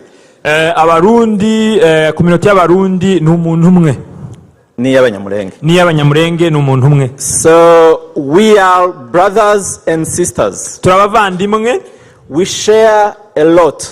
Be it here in the UK but also back home. But it is always a shame to every Burundian that the Banyamulenge who were killed in Gatumba couldn't get the protection of our own government. Twe bidutera isoni nk'abarundi kubona ko abanyamurenge batabashwe kurindwa byari bikwiriye. As you know, they were under the protection of first and foremost the Burundian government and secondly the UNHCR. Nkuko mwari mubizi mbere na mbere bari munsi y'umutekano wa leta y'u Burundi hanyuma munsi ya UN. And both the UN and the government of Burundi failed to give the protection they deserved. Ari leta y'u Burundi ari UN bose baratsinzwe mu gutanga umutekano. But I'll tell you something that no one is mentioning here. Reka mbabwire ikintu nta muntu n'umwe wakivuga. You know, the massacre, or rather the genocide of Gatumba, is in the follow-up of many other massacres, and there was one reason. Ubwicanyi bwabereye mu Gatumba n'ubwicanyi bwakurikiye ubundi bwicanyi bwinshi bwabaye kandi bwose bahurije ku kintu kimwe. You remember the 1994 Rwandan genocide? Mwese muribuka genocide 1999 y'Abanyarwanda. The target were the Tutsi. Abantu batoranyijwe n'Abatutsi. You remember the massacre in 1996 in Teza in Burundi where 150 people died in 1996? Muribuka ubwicanyi bwabaye 1996 mu mujyi wa Teza i Burundi. The target were the Tutsi. Abantu batoranyijwe kwicwa bari Abatutsi. You remember the 650 people in the same year in Bugendana in Burundi? Muribuka abantu 650 muri Bugendana i Burundi. The target were the Tutsi. Batoranyijwe ari Abatutsi kwicwa. And then you remember the 2004 kandi mukibuka mu 2004 Gatumba genocide. Genocide mu Gatumba. The target were the Tutsi Banyamulenge of DRC. Abatoranyijwe bari Abatutsi baba muri Congo. The question is, ikibazo nibaza, why is this always targeting the same people? Kubera iki bahora batoranyiza ubwoko bumwe? And what makes the difference between all these other massacres with this Gatumba massacres?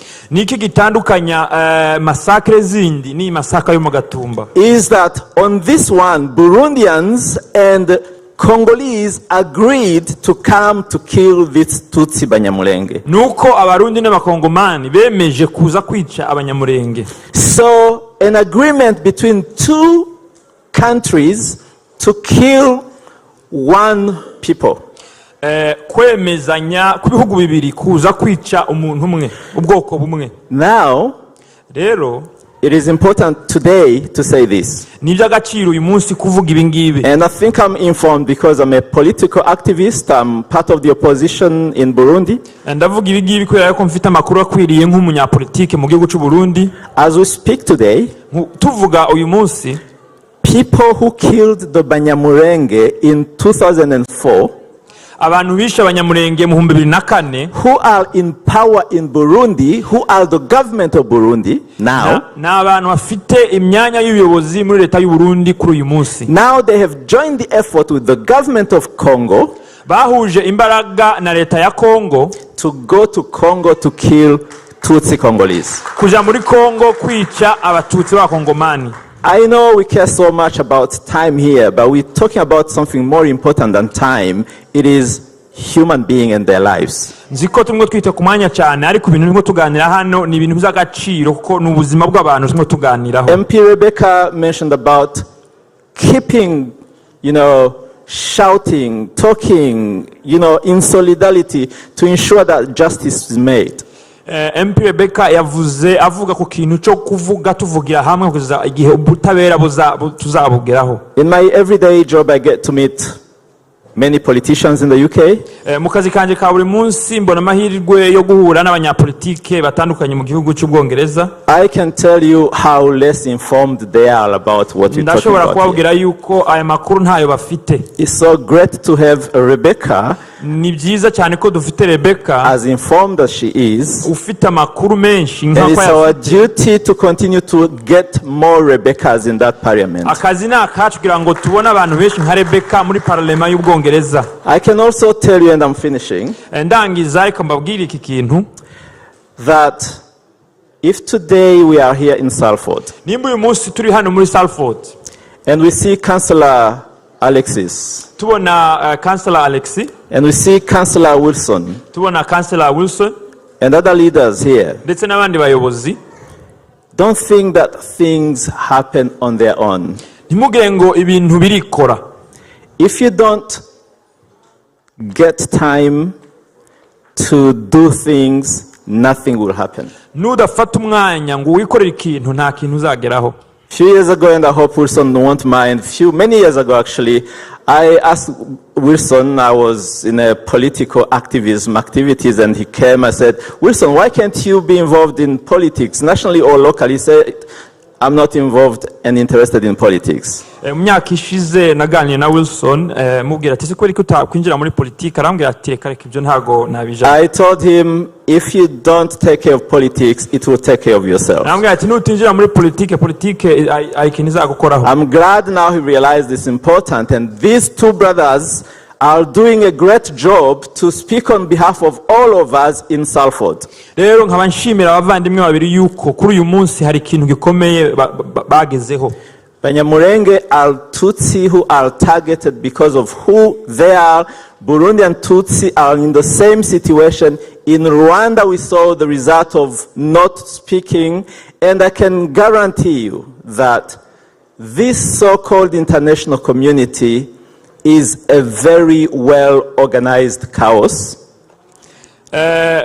Abatutsi muri Kongo, abatutsi mu Rwanda, abatutsi mu Burundi, bose bahura n'ibintu n'ikintu kimwe. They can only do things when they see an immediate interest. Umuryango mpuzamahanga ukora cyangwa se urwanya iyo babona inyungu zabo. And at the moment they will see you organized, structured, working, doing everything you can, they will start to listen. Rero umunsi bazabona mufite imbaraga mukorera hamwe bazatangira kubumva. It's great time that we, the people of Burundi and the people of Congo, the Banyamulenge, can start to coordinate our efforts to claim but one thing: to stop these targeted killings that always target us. Thank you so much. Rero ni ngombwa yuko twebwe abatutsi twakuza imbaraga kugira ngo turwanye kino kintu. Murakoze. Thank you very much. 1 minute for Sister Claudia. Mutumwe Sister Claudia. Urakoze.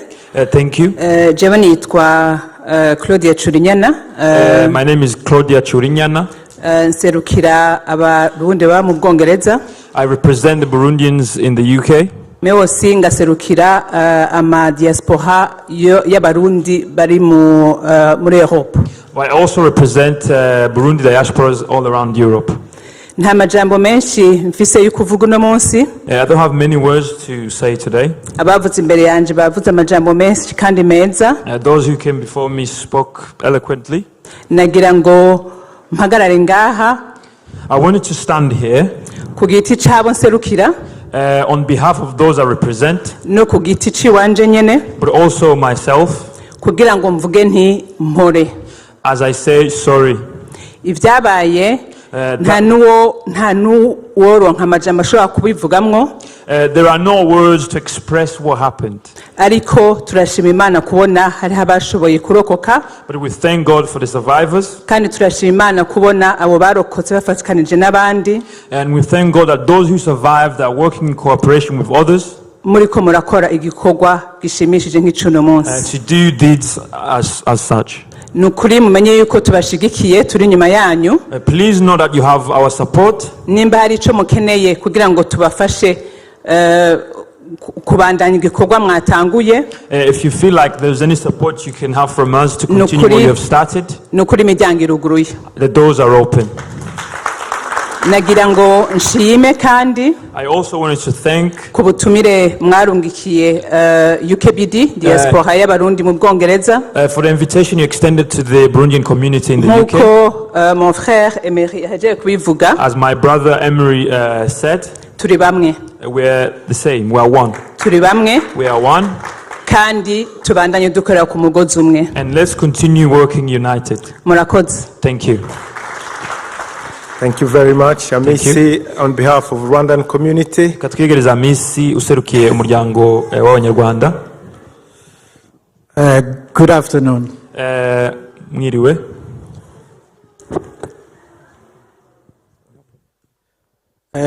Murakoze kuba mwaradutumiye. Thank you for your invitation. Community y'Abanyamulenge kuba mwaradutumiye muri iki gikorwa. The Banyamulenge community for your invitation in this event. Icyo nakongeraho nuko turi abavandimwe.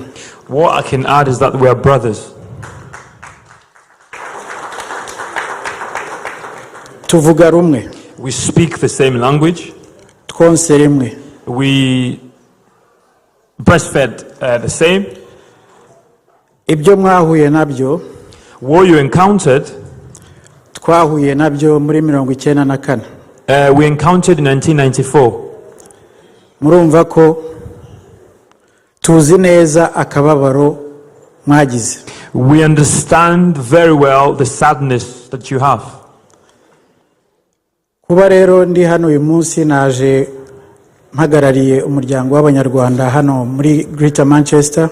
Today I'm here representing the Rwandese community in Manchester. Wenda nibagiwe no kuvuga izina ryanjye. I forgot to say my name.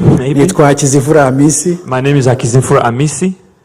Nkaba arije uhagarariye uwo muryango hano Manchester. I am the president of the Rwandese community here in the city of Manchester. Ndumva rero ntavuga byinshi, nari nateguye ibyo kuvuga ariko ibyavuzwe ni byinshi, ntabwo nanjye ntabisubiramo byose. Icyangombwa nuko tugomba kwibuka. I'm not going to repeat what has been said before, but the most important thing is that we must remember kandi tukiyubuka and rebuild ourselves. Ngira ngo wenda nongeyeho ikindi kintu nuko ahangaha inyuma ho turi just not too far from here. Byadutwaye imyaka 10.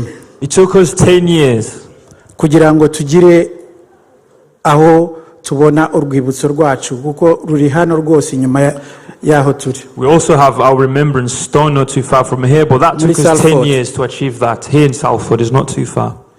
Impamvu mbivuze nuko the reason I say that byasabye ko duhaguruka. It was necessary for us to stand up, tukivugira, speak for ourselves, tugakurikirana, investigate. Tusaba abakuru bari nka MP Rebecca.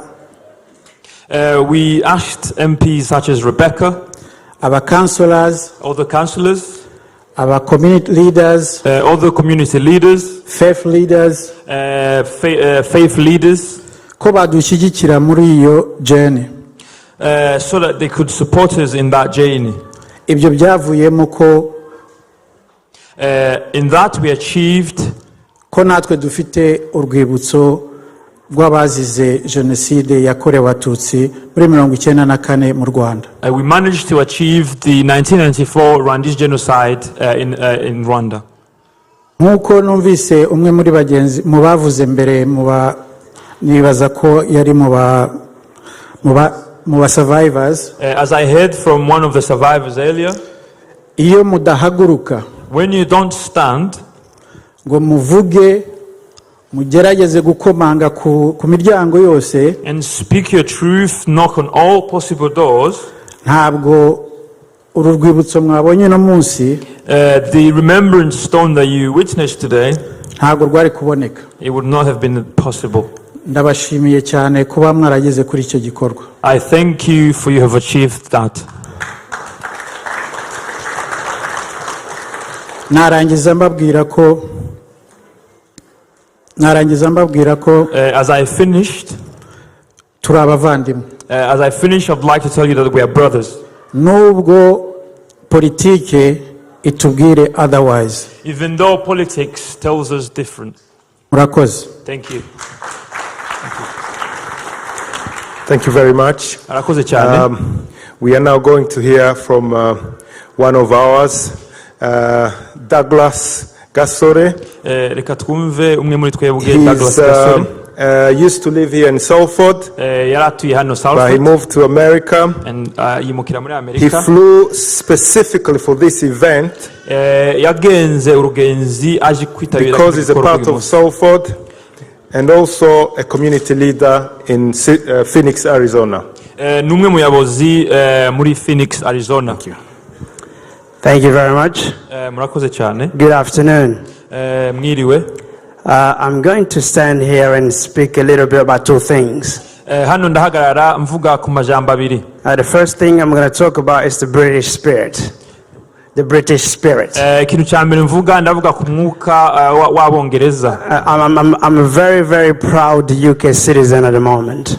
Ndi umunyagihugu w'Ubwongereza kandi mbitewe ishema. When I heard about this event and the unveiling of the memorial, igihe numvishe ko uyu munsi haza kuba ikintu gikorwa cyo kugaragaza ibuye. I thought to myself, I can never and I won't miss that event. Natekereje yuko ngomba kuhaba. Because I'm not only am I married to a survivor, gusa bitavuze kubera ko ndi umucikacumu.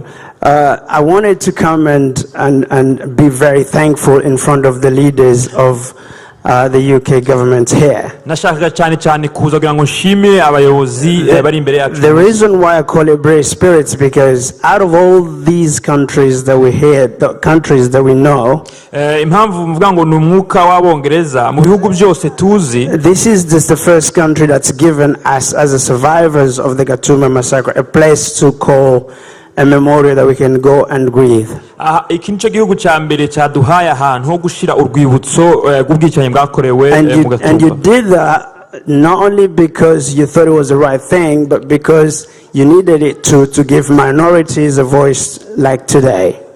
Ntabwo mwabikoze gusa kubera ko ari ikintu cyiza cyo gukora, ariko mwabikoze nko gutanga ijwi kuri minorite. And that is why I call it British spirit, because Britain always does things that are exceptional apart from other countries. Ubwongereza ni igihugu gikunda gukora ibintu byiza bitandukanye n'ibindi bihugu byose. We thank you for this particular effort and this particular things that you did for us. Turabashimira kuri izi mbaraga cyane mwatweretse.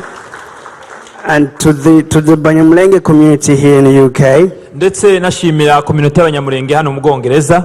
You should use this opportunity as a spirit to ensure that the justice that we're looking for mwahagombye gukoresha aya mahirwe kugira ngo mushake ubutabera twifuza. Just like Britain gave us the memorial today, we want you to be the first one to push the spirit of getting this justice for us.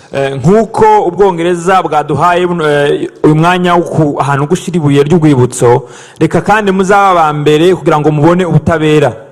It is for that reason that I really like to thank you for organizing this, the organizers and everyone that turned up today. Ni kuri iyo mpamvu nashaka kwifuza cyangwa se gushimira abantu bateguye ikigo cy'uyu munsi. To my now new host country, the United States, I will be able to tell them that back in the UK we have somewhere that we have a memorial for our people. Aya ni amakuru nzabasha kubwira abantu baho ntuye. Thank you very much and God continue to bless you. Thank you so much, Douglas. We are now going to hear from the lawyers of survivors. Tugiye kumva abanyamategeko b'abacikacumu. They have been working tirelessly bamaze imyaka bakora cyane to put together all the case kugira ngo babashe guhuza cyangwa se barepresente case for the survivors y'abacikacumu. For that, I would like to welcome Maître Innocent. For that, let me welcome Mr. Innocent and Dominic on behalf of the victims. Let's start by Dominic. He's on Zoom. I will follow after him. Reka dutangire dutegera Dominic ari kuri Zoom hanyuma ndamukurikira.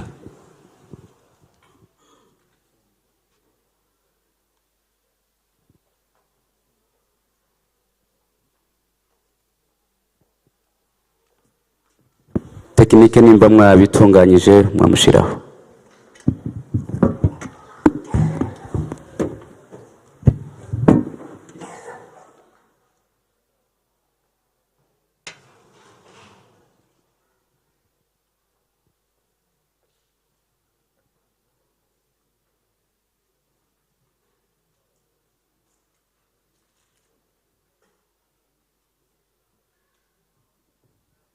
Nimba byananiranye twakomeza twavuga. Okay. Well, hello. I am pleased to attend this session, even if I am pretty far from Manchester.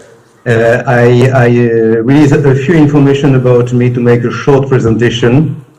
I am a criminal lawyer, Paris Bar, for many dozens of years now.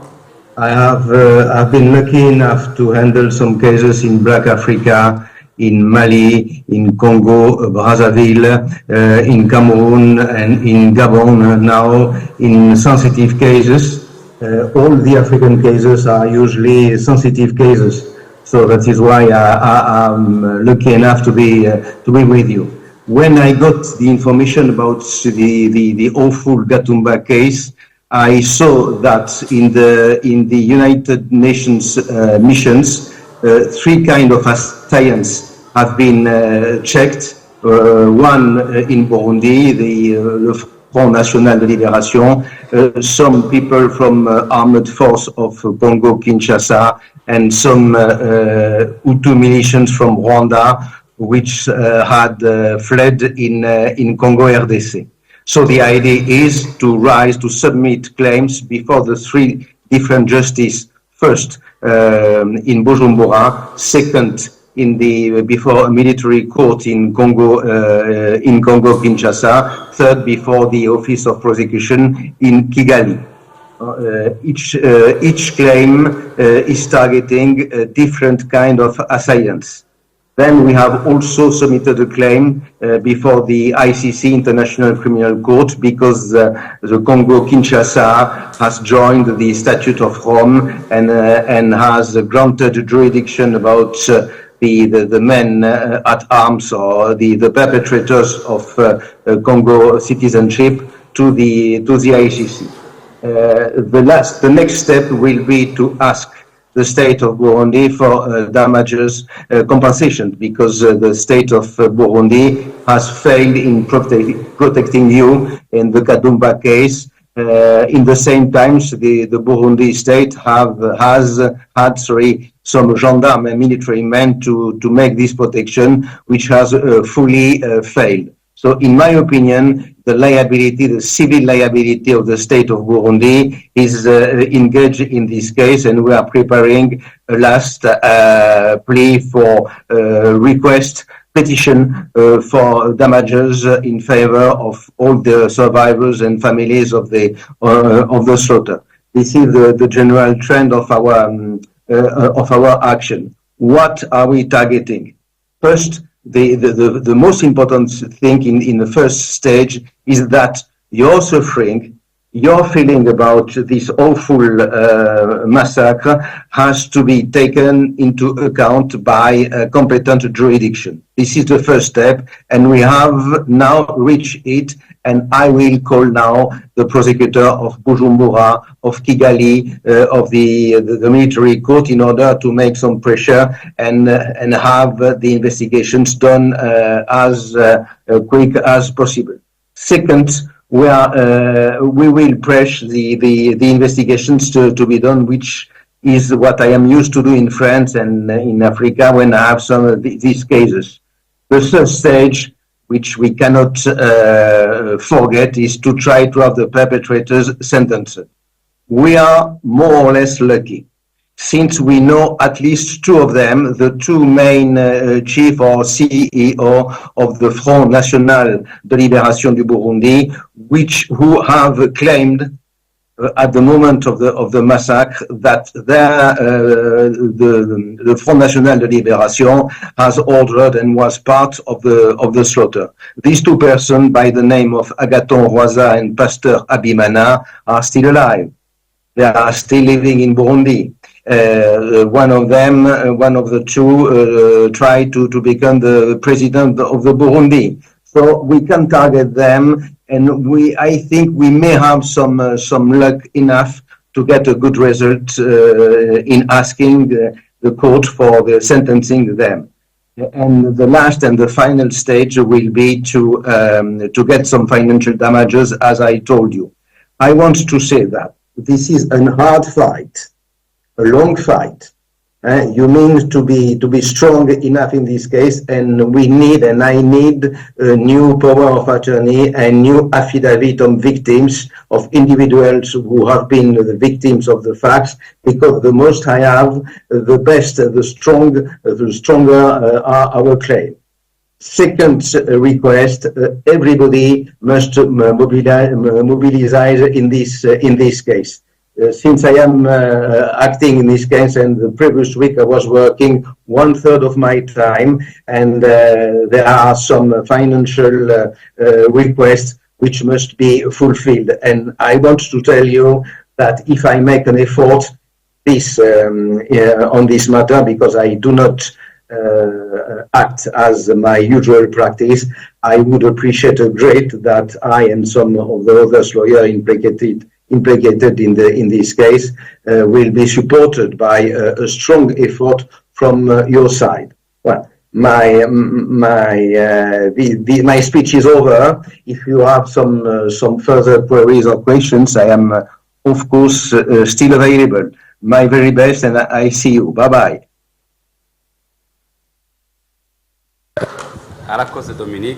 Thank you, Dominic.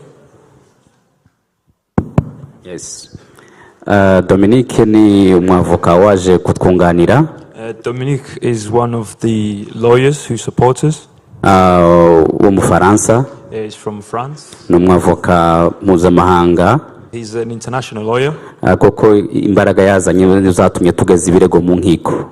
He came with great force that enabled us to achieve something great. Muri make rero uyu mwaka twabashe gutanga ibirego. This year we managed to present our case in courts. Dutanga ibirego mu gihugu cy'u Burundi. We gave our cases to the courts in Burundi. Dutanga ibirego mu Rwanda. Also in Rwanda. Muri Congo. In Congo. ICC. And the ICC. Ndetse tunandikira Security Council. We also wrote to the Security Council kugira ngo nayo ikomeze isunika ibyo birego. To see if they can push those cases. Rero muri make nivyo yashatse kuvuga mu ncamake. That is what he was trying to say. Yeah, rero sinsubira muri ibyo cyane. I'm not going to repeat what he said. Reka ndasubira muri make muri inzira y'ubutabera ukuniruhije no nshimira n'abantu bamwe na bamwe twagizemo uruhare. I'm going to summarize the sort of road to justice and what we have managed to achieve so far. Ndibuka mu 2016. I remember in 2016. Twahuriye muri Holiday Inn Hotel hano Manchester. We met in Holiday Inn Hotel here in Manchester. Ngo twari kumwe na Emery. I was with Emery. Bernard Menge, Maître Bernard Menge mu Belge. Another gentleman from Belgium. Pastor Kirayi hariya. Pastor Kirayi, who's over there. Murura hano Councilor twari turi kumwe. Councilor Murura was there as well. Dutangira kuri dosiye yo gushaka ubutabera bwa Gatumba. Starting on this case looking for justice in Gatumba. Turangije tuza kugira connection na ubwo yari president wa ruhari yari Mandevu. The president who was at the time was Mandevu. Bemvita Menge tumwohereza muri Amerika via GRSF. We sent another gentleman to America. Aragenda atanga ibiganiro kugira ngo dutangizwe ubutabera. He went and presented some talks so we can start this journey of justice. Ariko titwabashije kugera ku ntego kuko twafatnyaga na Menge na Jean Paul muri ico gihe. We did not manage to achieve justice so far. We did not present our case to the courts. Kubera ko 2017 havutse intambara imuhira imurenge. As you know, in 2017 there were conflicts or wars in Congo. Dutangira kwinjira mu gukora documentation. So we shifted our focus on that. Abaro dutanga ibirego byinshi. That's when we managed to present some appeals. Tukaba dushimira umuryango gakondo w'abanyamurenge. We thank our community worldwide. Kuko wadushoboje kutsukuma nubwo twafite ibitekerezo ariko ni wadushoboje. Even though we had ideas, they pushed us. Dutegera ama conference atandukanye avuga ukarengane n'ubwicanyi mu bihugu bitandukanye. We had many conferences covering these injustices. Ikirego kimwe twasanze cyagize impact ikomeye. One of the most successful appeals ni ikirego twatanze mu birigi cy'ama hate speech kuko Tomata yivuze muri article ndahinda na aje bakoze idocumenta ama YouTube ama hate speech agera ku 140 ngahe avuga ubwicanyi bukorerwa abanyamurenge yavaga mu birigi menshi. Was a hate speech appeal we did in Belgium. We covered many hate speech from YouTube, from different communities. That was one of our most successful. Dutanze ibirego mu birigi. After presenting our appeal, na team ya collective des avocats n'abantu batandukanye. Together with different lawyers. Aba batangiye gukurikiranwa. they started to investigate. abatangaga aya ma hate speech Those who were giving those hate bagiye kuri speeches, machene yabo ya YouTube yose bayakuraho. they removed from all their YouTube channels. Ubu kabisa mu Bubiligi ndahamya neza ko hate speech zagabanutse ku rugero ruhagije ruboneka nka 80%. Today, I could say that hate speech against Banyamulenge in the country of Belgium has reduced by almost 80%.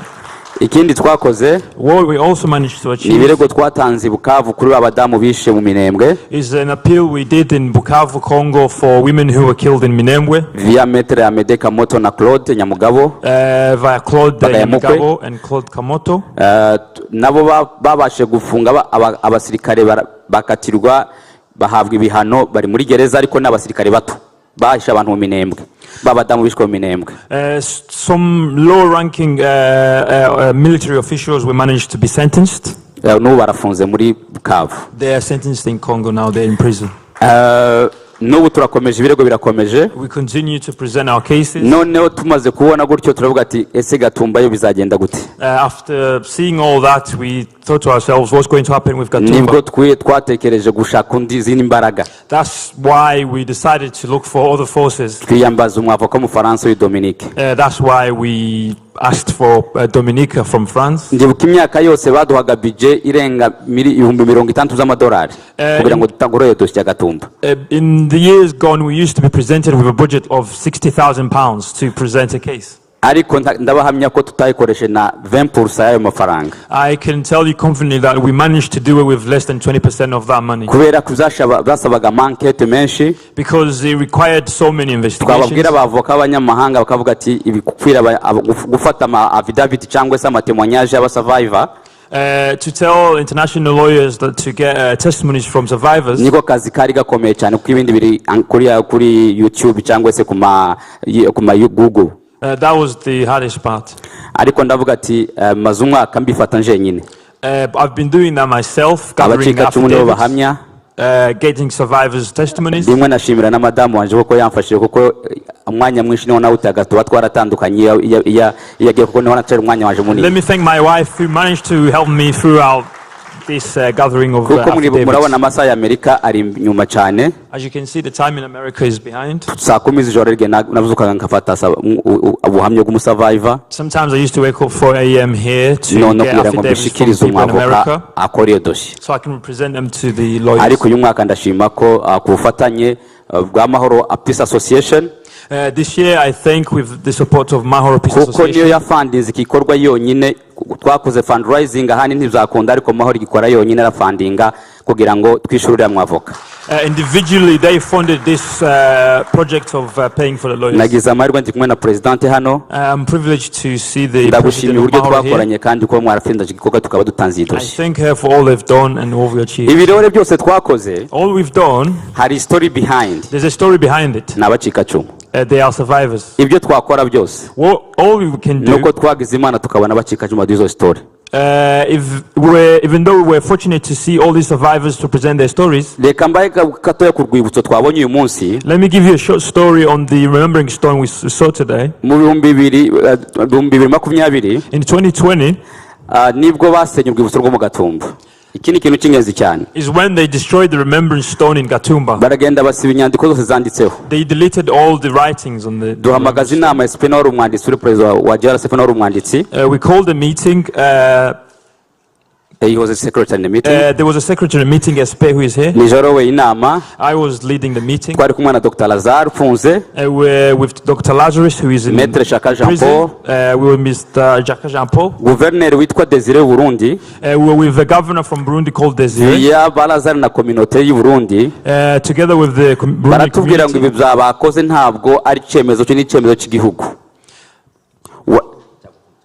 They said that what had happened was a decision from the government. We have those minutes from the meeting.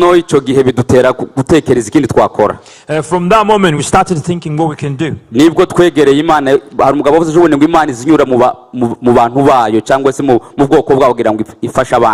There's a gentleman who said God goes through people to achieve something for others.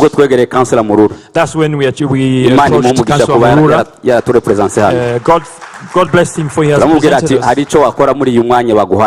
We told him there's something you can do in this position. They deleted or they destroyed the remembrance in Burundi. Let's rebuild it in Burundi. Councillor Wilson when we had that meeting, I promised Councillor Murura and Wilson a cow.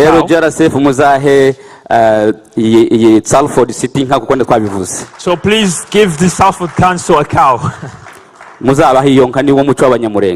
Please, this is our culture. Do give them this cow. Honorable Rebecca I also remember Honorable Rebecca. We also talked about this. She advised us to approach this ceremonial mayor. And also remember Alex Murura. Truly, my heart is happy. I'm filled with happiness for all these initiatives that have been successful. Everyone had a part to play. In whole city, we have a museum where we put Banyamulenge history. History of museum. In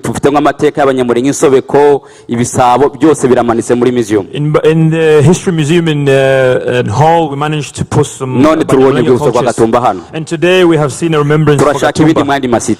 We want something else in different cities, in different countries. God bless you all. God bless you. Thank you so much. Thank you for being patient. We are now getting very, very closer to the end. We would like to welcome Madame Jacqueline Ingabire, who is the president of Banyamulenge UK Community Association, for closing word. And before that, we would like to welcome Freddy Munongori. Let me also welcome Freddy Munongori, who is the chair of the Board of Trustees. He's the chair of Board of Trustees. A minute thanks. And then we'll be at the end of the event. And the food is ready. So the ushers will show you where to go. If you can wait until Madam speaks. President of the board, please.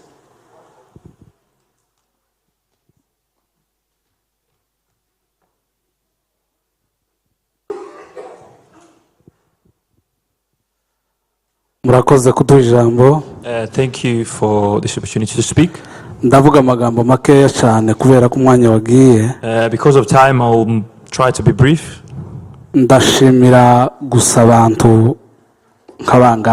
I'm going to mention a few names and thank them. Maybe the rest will be spoken by the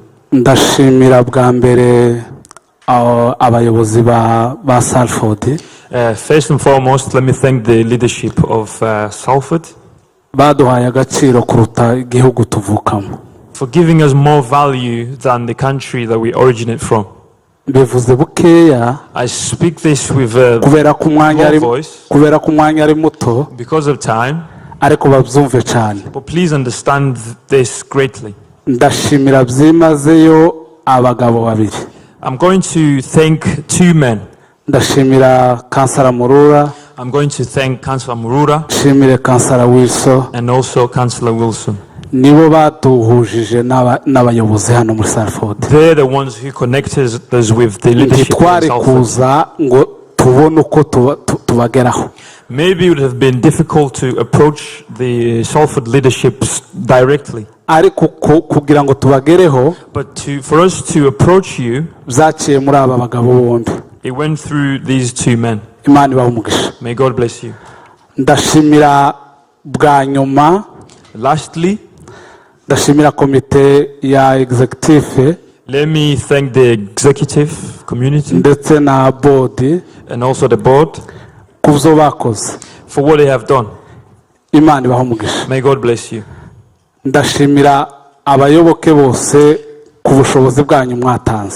Let me thank all the members of the Banyamulenge community for all the support.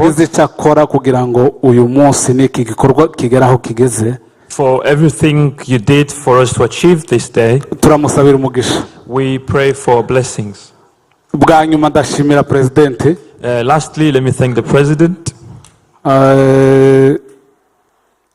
Twasanze iwacu baza baca umugani ngo uwambaye ikirezi ntazamenya ko kera.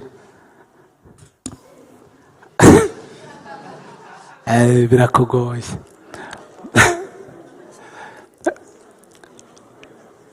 Twari iyi minsi yose twari tumaze muri iki gihugu.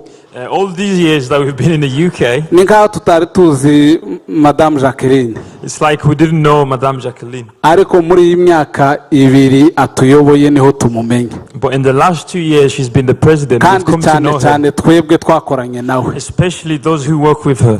Ntabwo ari umuntu usanzwe. She's not a regular person. Murabizi.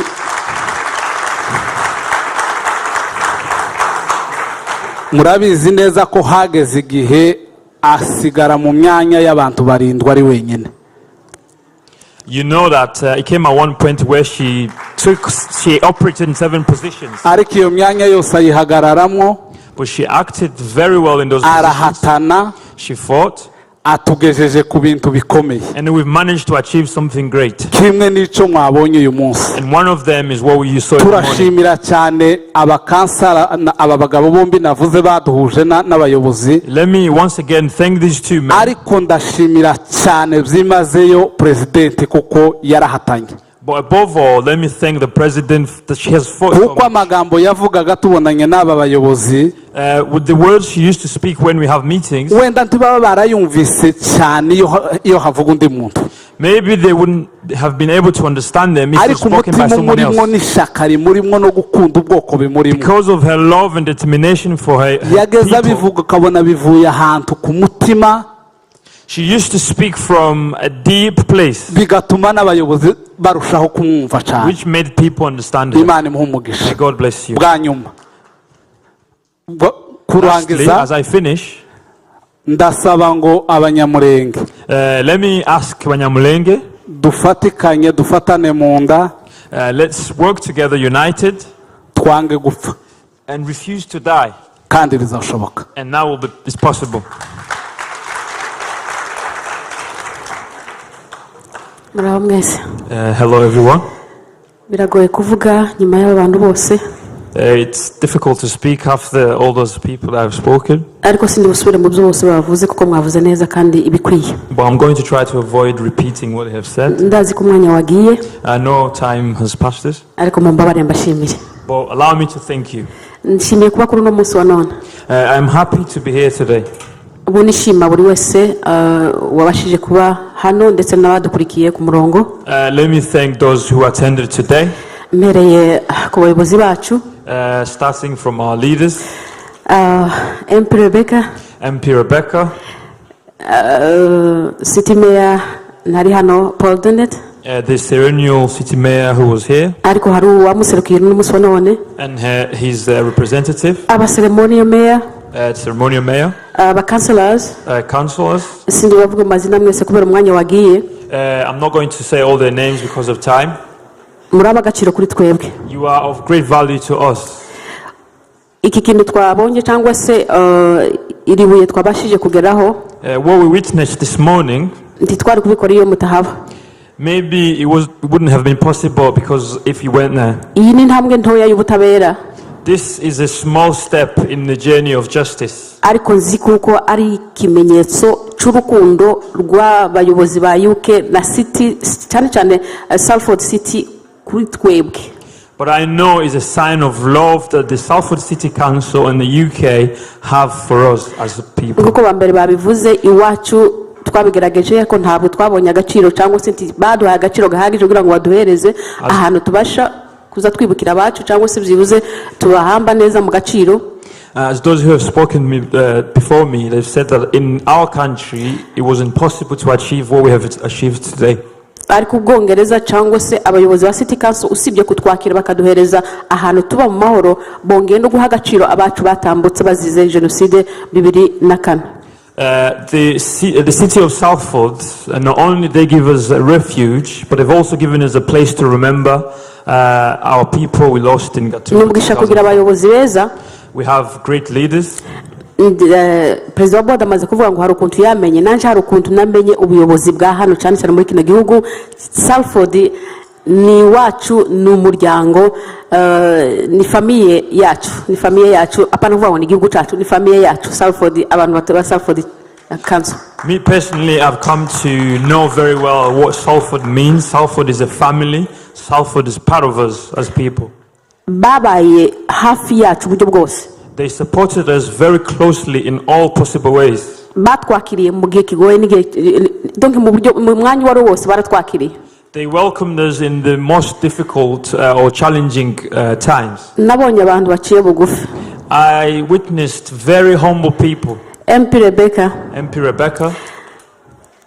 Umuyobozi mwiza. You're a great leader. Uri inshuti y'Abanyamulenge. You're a friend of Banyamulenge. Turagukunda. We love you. Si wowe wenyine. Okay, amasaha aragiye. Time is going. Nkuko nari mvuze mwese muri rusange ka ngire message generale kubera amasaha yagiye. Let me pass on a general message because of time. Shimiye buri wese wageze hano mpereye ku bayobozi bacu twavuze, aba community leaders, aba pasteri, abanyamuryango, mwese mwabashije kugera hano kwifatikanya natwe kuduhumuriza ndetse no gukomeza runo rugendo rwo gushakisha ubutabera. Imana ngushibaho umugisha. Let me thank everyone who attended today, those who came to support in every possible way. May God bless you. Ibi twabashije kubona mumbabarire ntabwo birangiriye hangaha. What we witnessed today, it's not going to end today. Ahubwo tugomba guhuza imbaraga kugira ngo dukomeze tugere no kubindi. We must continue to unite so we can achieve much more. Tuzi neza kuko twavuze ko n'inshuro ya 20 dushakisha ubutabera ariko kugeza n'uyu musono nditurabubona. As we said, today is the 20th anniversary, but we have not managed to achieve justice. Ariko iyi ntambwe ntoya twateye, but this great step we made today, irakurikizwaho n'izindi nyinshi zigenda zitwegereza ku butabera. Follow many more things. Ibyo ntibizaba bidafite ubufatanye bw'imbaraga zawe nanje. However, that will not happen without my and your support. Message kuri community yacu. A message to our community. Nagira ngo mbasabe ngo let me ask you. Ibi twagezeho ni intambwe ntoya nkuko maze kubivuga. Today was just a stepping stone, as I said. Ariko nituramuka twimye amatwi ibishobora kutucamo cyangwa se bishobora kutividinga.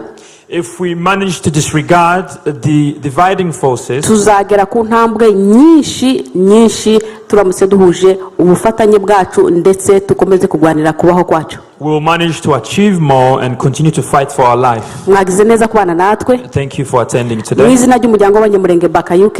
In the name of Baka UK. Twishimiye abashitsi mubabarire nangiye kubagirwa. I forgot about our guests. Umwanya ni gitangaza. Time is something. Reka turazobona gufata umwanya uhagije hirya no tubashimire. We're going to take another time to thank you. Twabanezerewe kubana namwe. We're happy to be with you. Ntabwo muri mwenyine. You're not alone. Mufite amaboko menshi. You have many extending hands. Mukomere. Continue to be comforted. Tuzagera ku butabera nitutagwisara. One day we will achieve justice. Mwagize neza Imana bamugisha. Thank you, may God bless you. Tubabarire ku masaha twabatwaye. Sorry about the time. Ariko byari byishimo kubana namwe. It was a joy to be with you. Murakoze cyane. Thank you. Ladies and gentlemen, bagabo n'abagore bari hano. Distinguished guests, abatumire bacu bari hano. Thank you very much for attending this event. Mwakoze cyane kwitabira uyu munsi. We are now officially closing this ceremony. Ku mugaragaro turashoje uyu munsi. But something to take home. Ariko ikintu cyo gutahana is love. Urukundo. Love will surmount every mountain. Urukundo